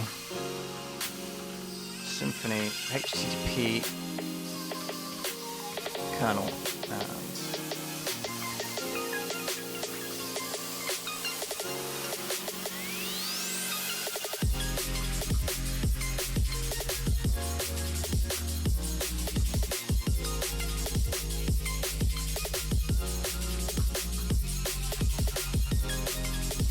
there we go.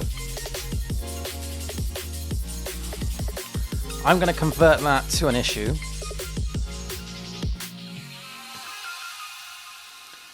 Website. Yep. We're going to load that up as a tab, and we're going to assign that obviously to myself. We're going to put that as a label. We'll put it as a bug. Milestone needs to be in Q3.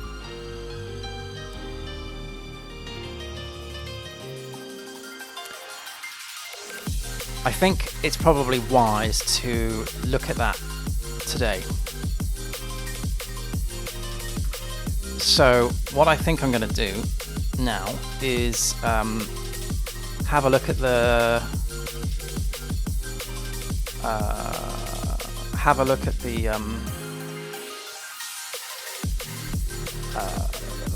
the GitHub actions, and see where we're at with the build. Okay, the build's done. That's good. We don't have anything else waiting in the wings, do we? I don't think we do. Nope. So let's I wish I was able to click on that. Go back to code. View branches. Oh no, I can do compare and pull here, can't I? Yeah. Create a pull request, and then merge. Confirm the merge. Good stuff. Let's do git status. I've already done that. Why am I doing that? Git checkout main. Oh, if only I could type. Git pull.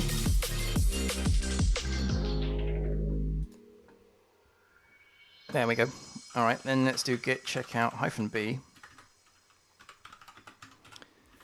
And let's see if we can fix that deprecated warning.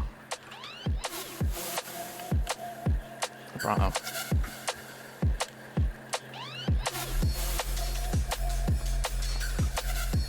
So it's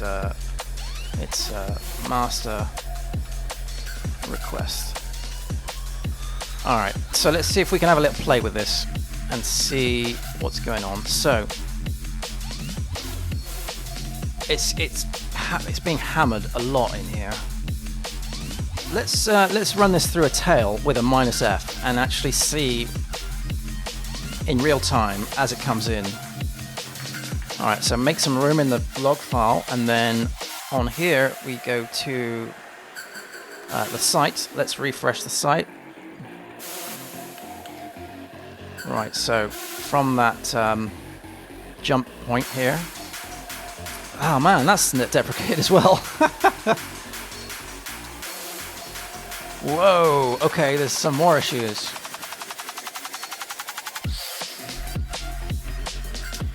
All right, let's just...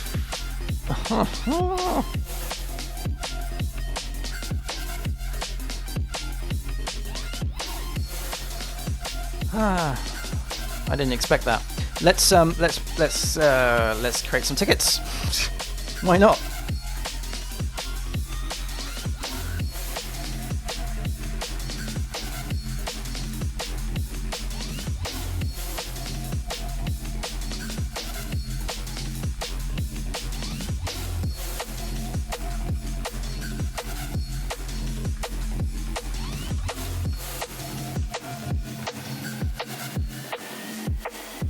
Actually, I want that in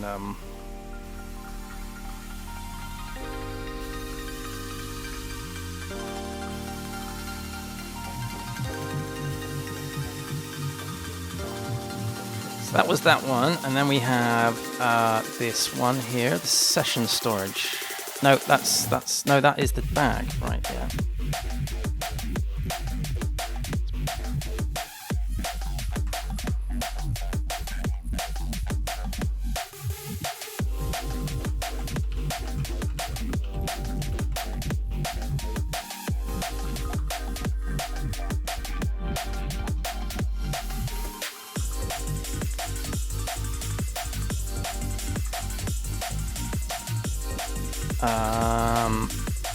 And then configure groups is deprecated.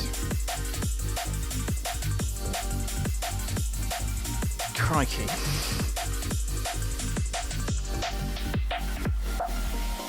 Its title of today's stream is Deprecations Everywhere.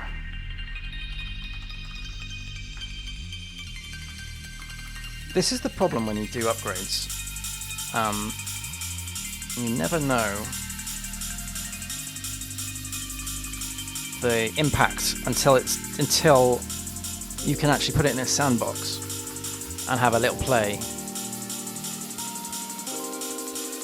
Right, anything else? Any more? Collection builder, root collection builder is deprecated. Use, I think that's the same one, isn't it? Then this one here is the matched root, that's fine. Then down here is exception security password encoder.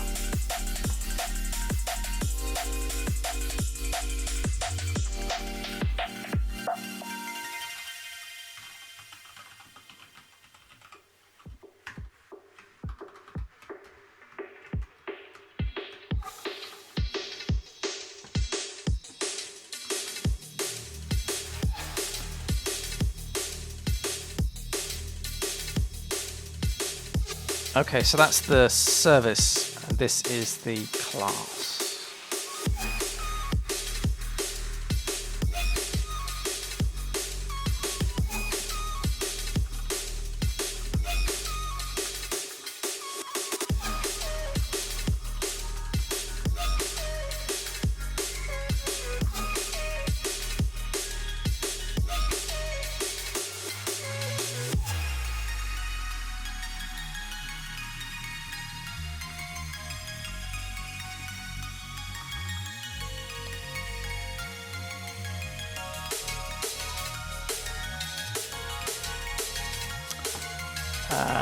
Factory generic, factory encoder. No, that's a separate warning. Yeah, just trying to be a little methodical with all this.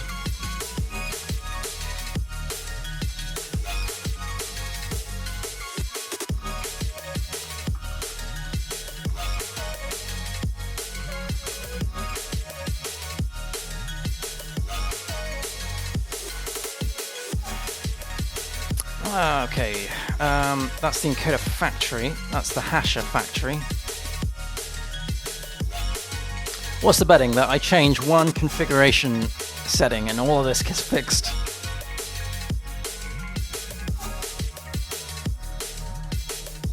That's a factory service. There's a lot of change here, isn't there? That's the hasher factory, and that's the same deal. Yeah. Oh, great, I've lost my place. Hasher factory.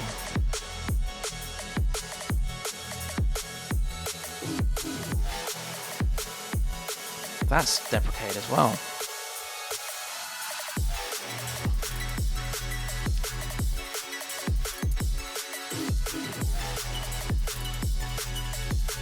Sorry, I'm just trying to find where that's gone. I could, of course, just grep the code, but encoder, hasher factory. Here we go. Hasher interface. I'm going to lump this together.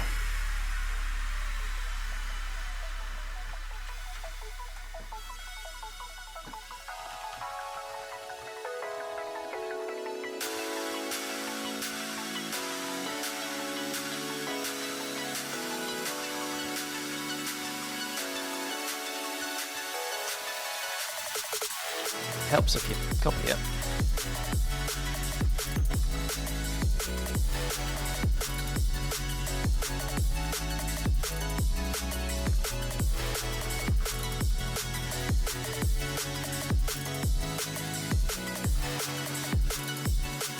And then the security encoder factory generic.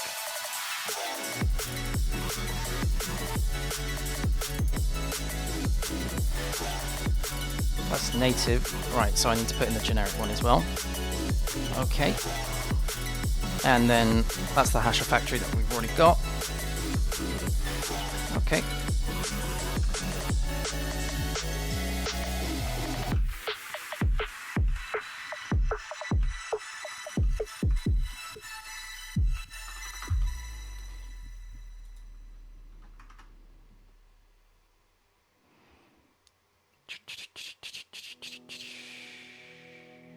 Session, I think we've got that.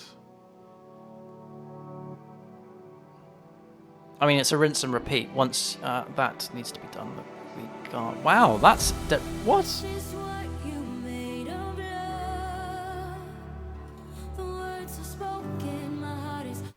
Wow, I can't believe that's... I should have read the release notes.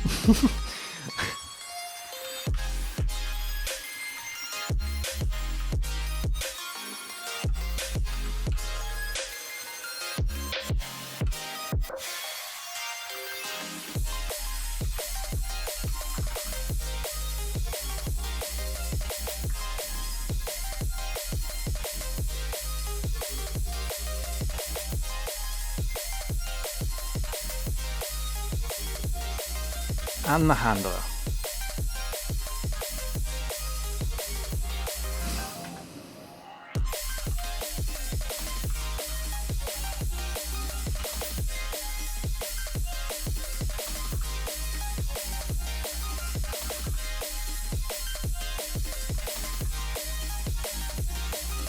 Crikey. Okay.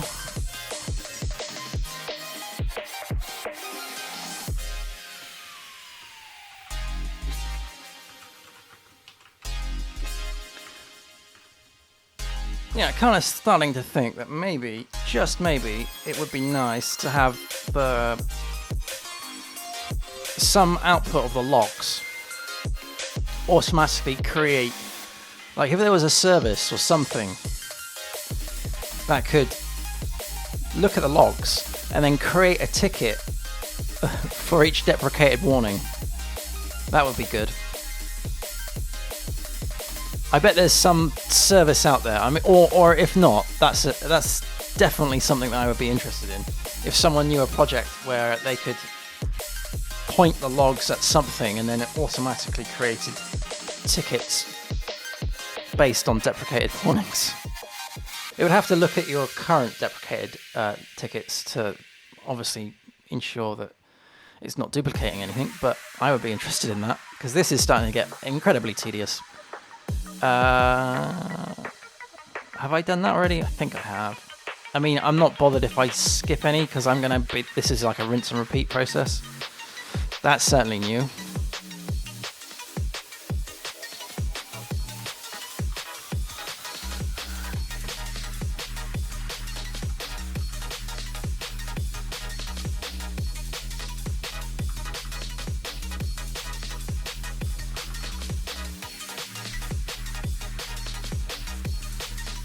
In fact, there is the deprecated prod logs, so I could have run it in production and then got the logs off of that. But I'm kind of halfway through this now, so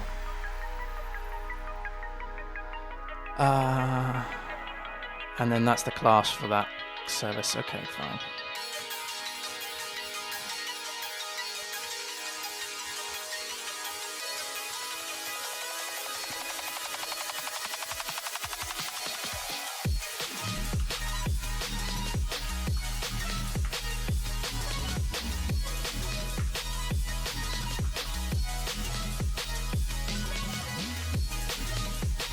Okay, then we actually get into the weeds of it. Got you, and then this down here gets to the main request, which is what we're trying to deal with at the minute.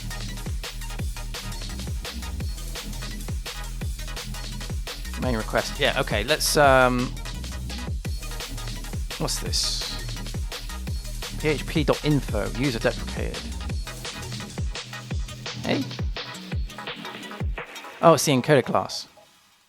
Yeah, no, we know about that. Okay, so let's just focus on the main request issue. Ah, wow, I didn't realize all of that stuff was deprecated. That's it's going to be a long September. Right. I think I need to go and get a drink before I tackle this. So, yeah, I will take a little quick break and then I'll be back working on the main request. See you in a short while. If I can find OBS and then, yeah, okay, see you in a bit.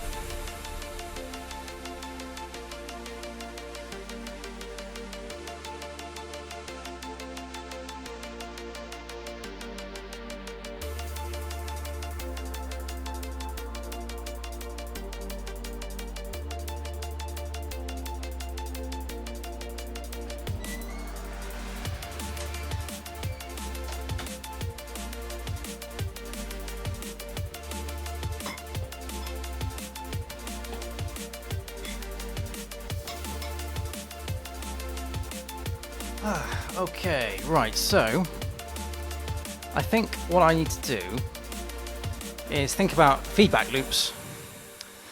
Really, that is a good. This here is a good. Yeah, let's do that. Is master request deprecated use, or maybe we should use that. I'm thinking of like a way to capture just this issue, unless.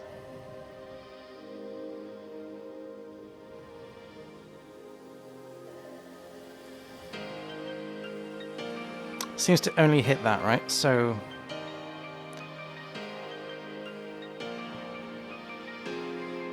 yeah, let's grab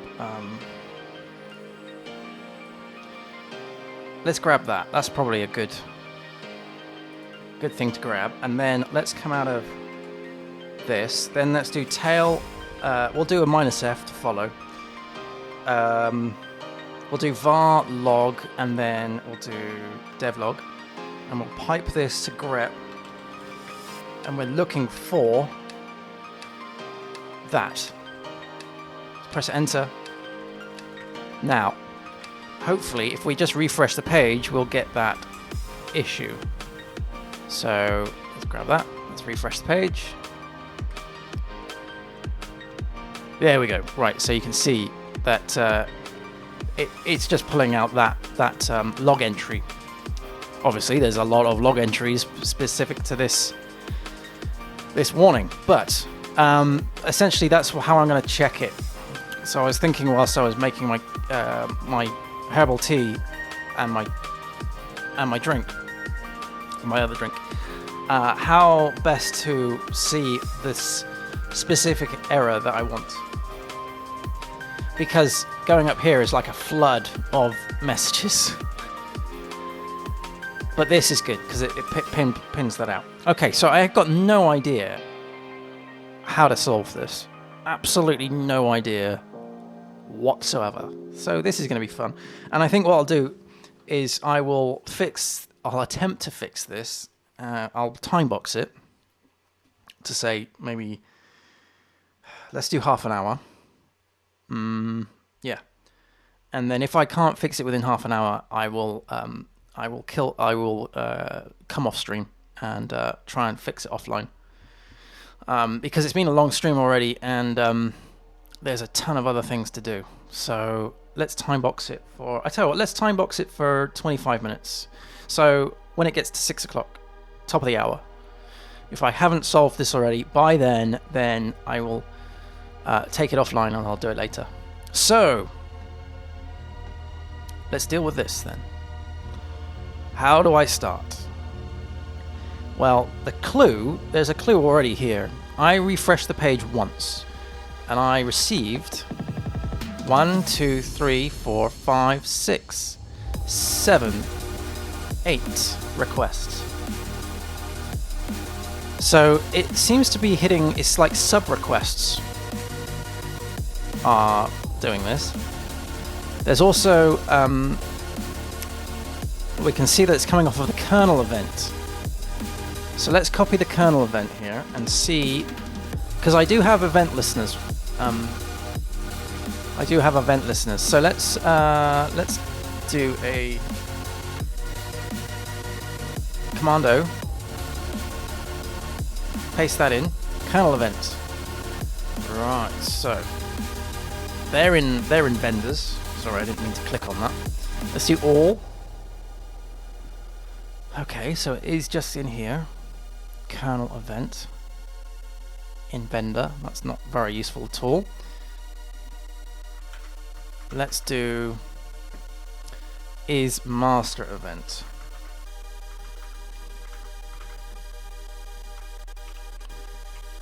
Is master event. There's no classes, obviously. What's about all? Here we go. Again, that's in the event here. That's in vendor. So why is that being called then when it's being deprecated? Do I need to upgrade this? Let's have a look. let's go into our composer. It might be that my package, I just need to upgrade the package. That would be nice and easy. Let's have a look at HTTP. So 534. I mean, that looks fine. HTTP message, PSR message bridge.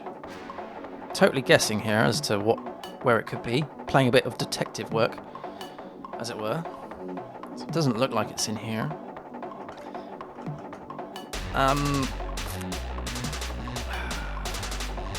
Next is to speak to Google. Hello, Google. Has anyone done that before? Symfony 6. Symfony component is deprecated. Yep, that looks like it's in Drupal. Okay, that looks like a good starting point. Update to Symfony 5.3 as in Meta Symfony 6 compatibility. The proposed solution is to replace the deprecated method with the replacement method. Alright. Solid. Alright.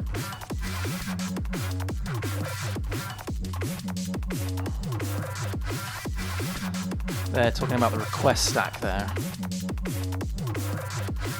Dispatcher. I'm wondering, let's just have a little noodle on, what am I looking for? I'm looking for the public index. Has anything been changed in here, maybe? So request. Instantiate a new kernel. Create globals.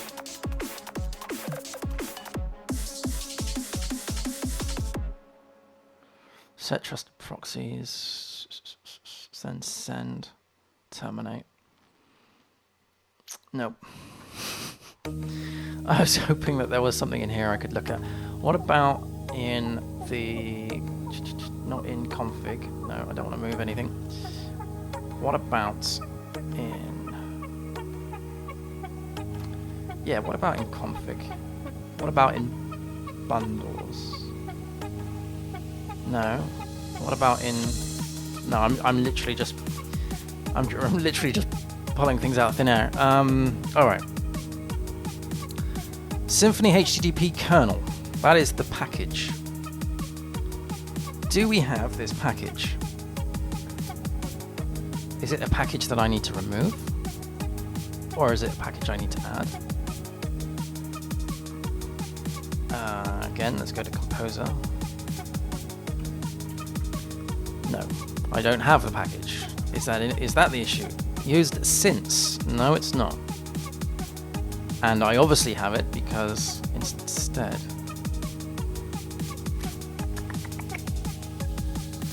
At kernel event, line 88. So it's a deprecated warning within the vendor, which kind of means I'm still unsure whether or not I've got the right upgrade stuff here. But again, it's like it's trying to find a needle in a haystack. Let's speak to Google again.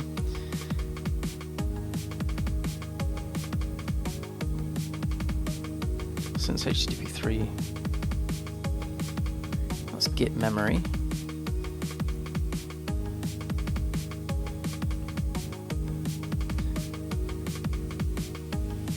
Okay. After upgrading from Symfony 5.2 to 5.3, deprecation errors is popping up in our logs. We use the REST bundle 3.5. The deprecation calls should be updated. Fixing is true. Alright, so they're using the REST bundle. I don't think we are.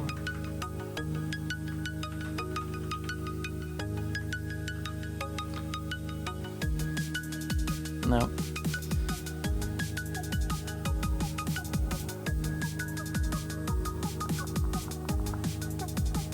Let's just make sure that all my Symfony packages are 5.3 asterisk. So Symfony Apache assets 5.3.5.3. Yep. Yep. ORM pack, monologue bundle. I think they're separate ones. What about the message bridge? That sounds like it could be something related.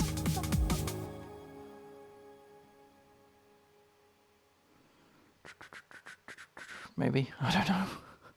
Honestly, I have no idea. Alright.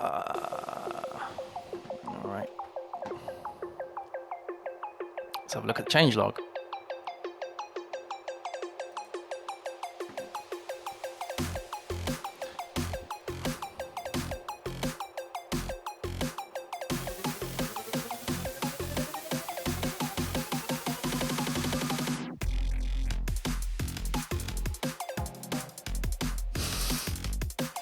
There we go. That's the issue.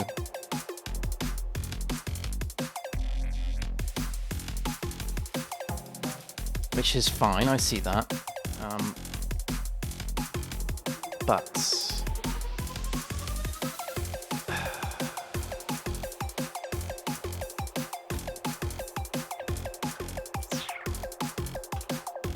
nope.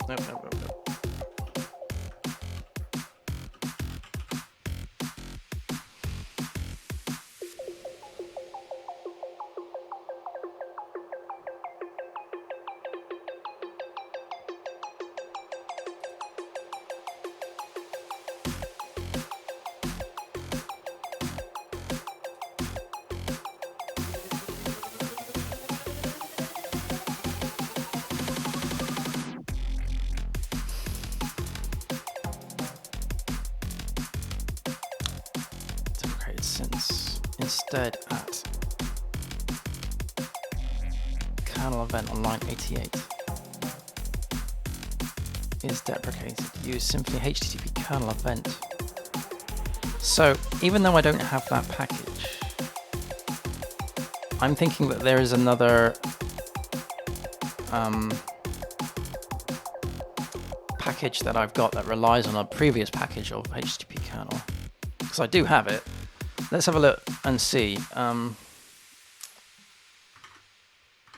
It's in vendor, right? So let's do HTTP kernel.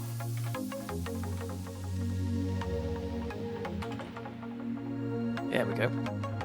All right, so we've got the license up.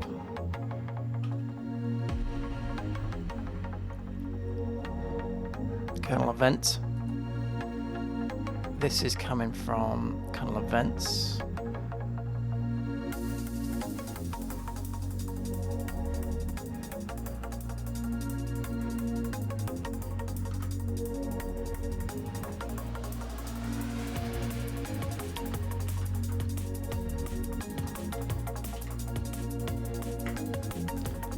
Event. Okay, trigger deprecation is main request, is master request. Right, so what's calling that?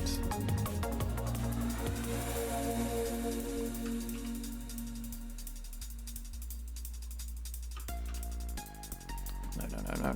I want to do a find in files, that's what I want to do.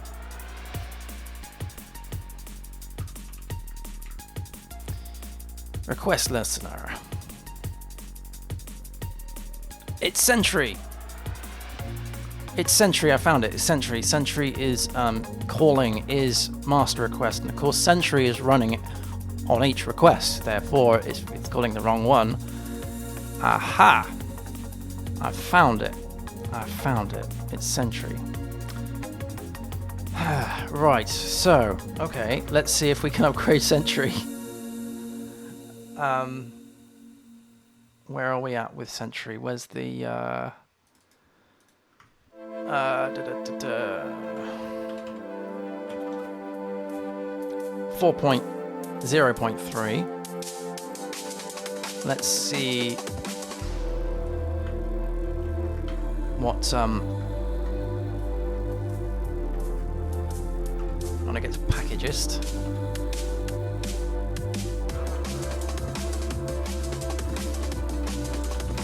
What's the time? Okay, I've got 10 minutes. At least I kind of know where it's coming from. Right, here we go. So yeah, we've got quite a change there. 414, and we are running 403. Quite a big change. It requires Symfony HTTP kernel 3.4.4. So anything 3.4, 4.2.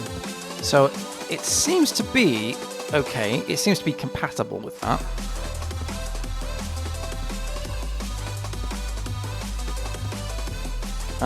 Because we are running 3.4x, so it seems to be alright, I think. Let's just, actually, before I make that call, let's, hang on. It just says since. Since 5.3. Okay, so because that's 5.3. Should we be on?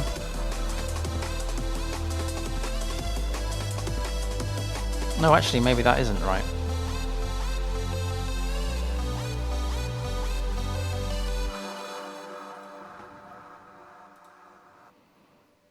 .536 is the latest, and that is. I don't think that's going to work. I don't think so. Unless that allows... I can't remember what the caret does. Is it anything up to 5 on that? Let me see.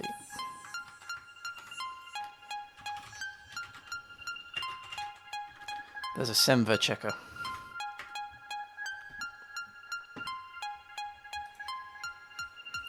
So the constraint is that the version is 5.3. Yeah, that satisfies it. So if we did 4.4, yeah, that satisfies it. Okay, so yeah, that I learned something there. That worked. Thanks for following Trivico. Thank you very much. I appreciate that. Yeah, so I think what I'm going to do is bump up this to 4.1 point whatever it was. Was it 4? And then just sort of hold on to my pants and see if it works.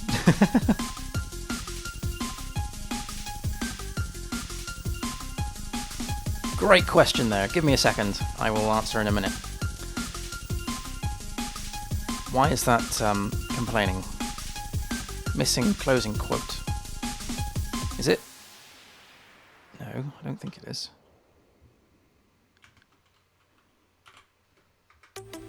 What have I done wrong there? There's a quote, there's a quote, there's a quote, quote. Yeah, okay, now it's sorted. Alright, bear with me a second, and I will just run the upgrade. So make composer update. Give me a sec. Okay, so it really should have been an install, I think. Anyway, so how do I start programming and how to find my first project was the question I received. That's a very good question. There we go, it's upgrading Sentry now. So how do you start programming? I think the questions come in hand to hand, because what you've got is a massive ocean of knowledge and just a load of learning to do in terms of like how it's like learning how Lego bricks go together, like learning the different types of Lego bricks and then deciding what to build with those Lego bricks. Like, for example, if I was to give you all the Lego bricks of a Lego car, but not give you the instruction manuals, not give you the box to look at, and say build something with that, I would imagine you won't go, oh, I know exactly what I'm going to build. I'm going to build that model that is from that box, because you haven't seen the box. You'll come up with your own thing, essentially. So in terms of like how to start, I would focus on the fundamentals. So let's say this was Lego Technic. Focus on how the cogs go together, how the motors work. So in terms of programming, that's learning things like how the if statements hang together, the control flows, how a program actually functions, reads itself. Don't get too hung up in the weeds in terms of like all the acronyms and everything. Just learn how to deal with operators, statements, if statements, control flows. Learn about loops. Don't get too worried about what language to learn. That doesn't matter at this stage. You know, if you're fresh and you haven't actually done any programming, then it doesn't matter. It doesn't matter. So I would just say pick up a programming thing, a book or a tutorial or a video, and just learn. It doesn't matter what it is. Just learn. Just start learning and start getting a feel for it. Programming is this weird world where you could be building a robot or you could be building a website. It's still programming. Doesn't matter. My first project was building a website for friends, and we were sharing photos of each other that we took photos of whilst we were out and about on our bikes and having fun. And now I didn't go, I'm going to learn programming today. I came up with that problem. I was like, right, how do I share? This was before the days of Facebook, right? We're talking, a good couple of decades ago, and so I thought, back in the day when you had your 56k dial-up modem, or even worse, it would be a good way to create a website, have a domain, create a website, and then I can use that to share these photos. That's how I got into HTML and CSS, and a little bit of, mostly HTML. It was a rubbish website. It was a rubbish website, but it served the purpose. And now I didn't think at all at that stage that I was going to get into programming at all. That never ever entered my mind. But what I'm saying is I found a solution in programming to overcome a problem that I was dealing with. And that problem was, how do I share photos amongst people? And what I did was I used back in the day when you had broadband and you had that very small dial-up modem, they would give you a small piece of hosting space that you could use, and an IP address and an FTP, and I just uploaded photos, uploaded HTML. I learned HTML to learn how to create, embed images on the page, display images on the page. I then got into CSS because it looked awful. I wanted to learn how to make it look presentable.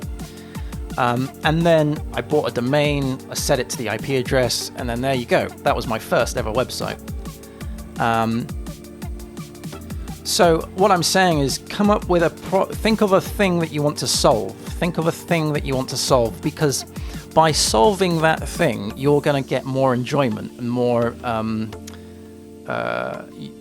You'll be more wanting to progress, and because programming is so difficult, it's such a difficult thing to learn, that you need to have that drive. You need to have that goal, the end goal. If you're just reading or watching tutorials of learning, how certain programming languages fit together and all of that stuff, you don't actually end up with something. You need to have that. You need to have that tangible, measured sort of feedback.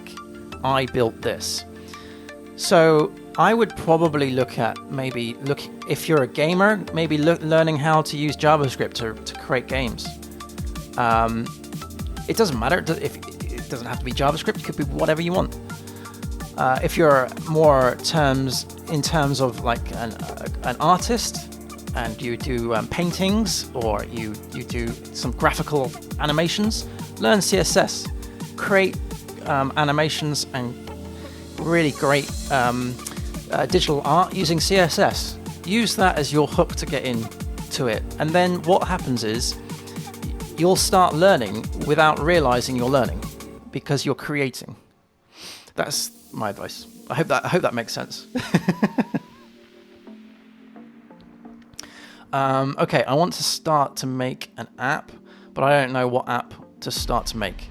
Yeah. So that's like the same question, right? In the sense of you want to make some app that you can run on your phone, but you don't know what app that is.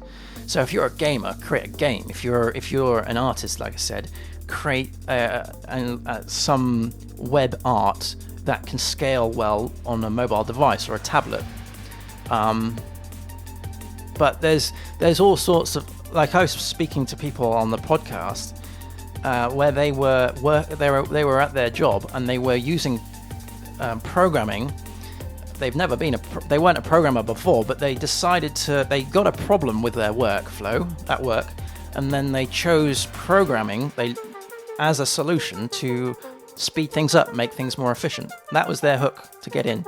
So it's all about finding a hook, finding your way in. And it's always best if that is something that it relates to something else that you find enjoyment, you get enjoyment out of. Be it if you're a gamer, create a game. If you're an artist, create some digital art. If you want to create an app, scale it down so it looks good. Create some animation and change the animation depending on the size of the screen. There's so much there that you can learn. If you're a runner, right? So if you do a load of running, then create a calculator that converts things like miles to to meters, or something like that. Something that is useful to you. If you do a lot of weightlifting or whatever, create an app that can tally up your reps. Or if you are struggling with your to-do list, create a to-do list app or some sort of reminder app. And then if you've got a like an Alexa or a Google Home, then start working on some IoT things to remind you to do things, and then create those hooks. If you're a runner and you're doing, or if you're losing weight, like I'm trying to do, then what you would do is you could create like an app that would convert measurements. So, like for instance, our scales in the bathroom would only measure like kgs, not stones and pounds. So having a way of converting that, so you would need to learn conversions. You would need to learn integers and floating points and all of that kind of jazz. And if I had that on an app, that would be awesome, because I would just put in whatever the scales say and it would convert it to the right bits and pieces. Create a database behind that. Then you've got a way of storing the history of your weight loss, and then you could, off the back of that, create a graph of your progression. And then off of the back of that, you could create some hook that into IoT to remind you when you need to get on the scales. Have something that reminds you not to eat after a certain period of time. There's lots of stuff. I mean, I'm just using weight loss at the minute because that's something that I'm working on. But you could tailor it to any kind of thing that you're currently passionate about, a hobby of yours. I hope that works. You're a gamer, but still don't have an idea. Okay. So let's say, I don't know what type of gamer you are, but let's say, for instance, you're running around. You're like one of these first-person shooters, right? So you would like to have maybe just trying to use that weight thing as a sort of a template. You could record your scores. You could record any kind of data that you get from your game. You could create an app that you could use that would filter your scores, your kill rates. You could, your number of headshots. I know that all of this statistics are in the game, but you could create yourself a personalized application that has all of that, and then, like I said, with the weight loss stuff, you could then graph that over time. You know, are you getting better? It could be a progression of how good you're getting in the game. Yeah. Thank you. I do go on a bit of a rant sometimes. Okay, so let's see. I bumped that up now. That seems to have worked. So what I'm going to do is refresh the page. Let's just bring all that up and see if that warning gets pumped back in. So let's click onto here. Let's refresh the page. Fingers crossed. I'll give myself 5 minutes back for that.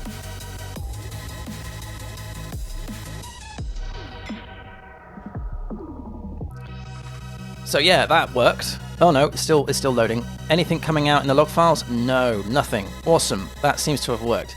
Let's do a make tests. Fingers crossed. We'll just get it to the point where the unit tests pass.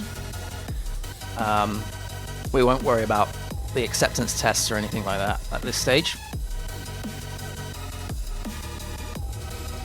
And what we're doing is we're still tailing the logs down here for that exception message.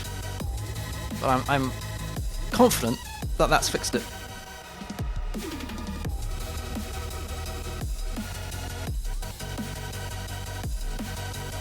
If you've got any other questions, though, similar to that, then feel free to join the Discord server or hook me up on Twitter at How to Code Well, all the things How to Code Well.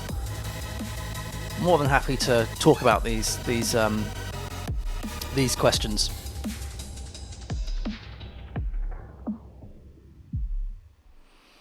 It's interesting how, like I just mentioned their weight loss, and then I went straight into gaming, and yet the solution is actually the same, as in the thing you build. All you're doing is you're recording data, and then from that data you then plotting graphs. Doesn't matter what the data is, but the output, the context of how you use that data is obviously going to be different to whatever your agenda is. But that's the beauty of programming. Once you learn how to store things in a database, once you learn how to do calculations and measurements, once you learn how to do various fundamental things in programming, it becomes very snap together. You can then, tailor that idea. You can take that idea and tailor it to other things, which is great. Okay, I think, what are we doing now? The integration tests, are we? What's that? Integration, yeah, okay. I think that's good. We have almost hit time, but I'm confident we don't have any of that, those warnings. I'm still tailing the logs. We don't have any more warnings coming through. So I am confident that error is fixed. So I'm going to kill this. Actually, no, I'll kill. Let me just bring up another terminal tab. There we go. I'll let that go for a minute. Let's evaluate the shell again. Let's do a git status. Right, let's do a git commit -am. So this was bumping.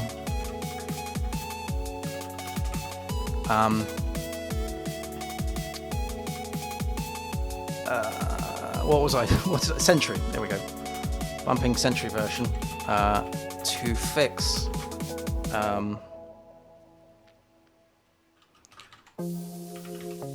Kernel to fix deprecation warning to fix deprecated warning. Cool. Let's do a git push on that. Good stuff. And then... Okay, so we've done a load of stuff today. We updated the site. We found a humongous amount of deprecations that we will be dealing with in due course. Let me just create a pull request for that.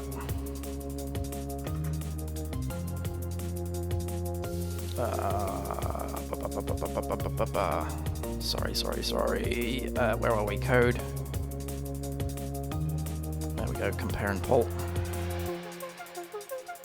Create a pull request. Yeah. So we did a load of stuff. So we upgraded all the things in Composer at least. We found we kind of refined the backlog. We bumped all the things up to Q3 if they needed to. We put some stuff back in the backlog. We fixed this one deprecation warning, which was a Sentry upgrade, which seems to be going okay. Right, that's fine. And yeah, we put in a whole bunch of tasks that I'm going to have to work through. This next hit of work is going to be quite busy. Because got to do all of that, and then got to do do a lot of this. So I want to try and get all these deprecations done. So we'll probably end up doing that on Tuesday. So on Tuesday I live stream on YouTube at about 6 p.m. So we'll probably have a look at one of these. We didn't refine the backlog too much. I wouldn't mind spending a bit of time doing that, but we'll get there. But yeah, I think that's all good. Thank you ever so much for watching. Happy coding, everyone, and have a fantastic rest of your Sunday afternoon or evening or wherever you are in the world. Take care, all right? And I'll see you again soon. Cheers. Bye-bye.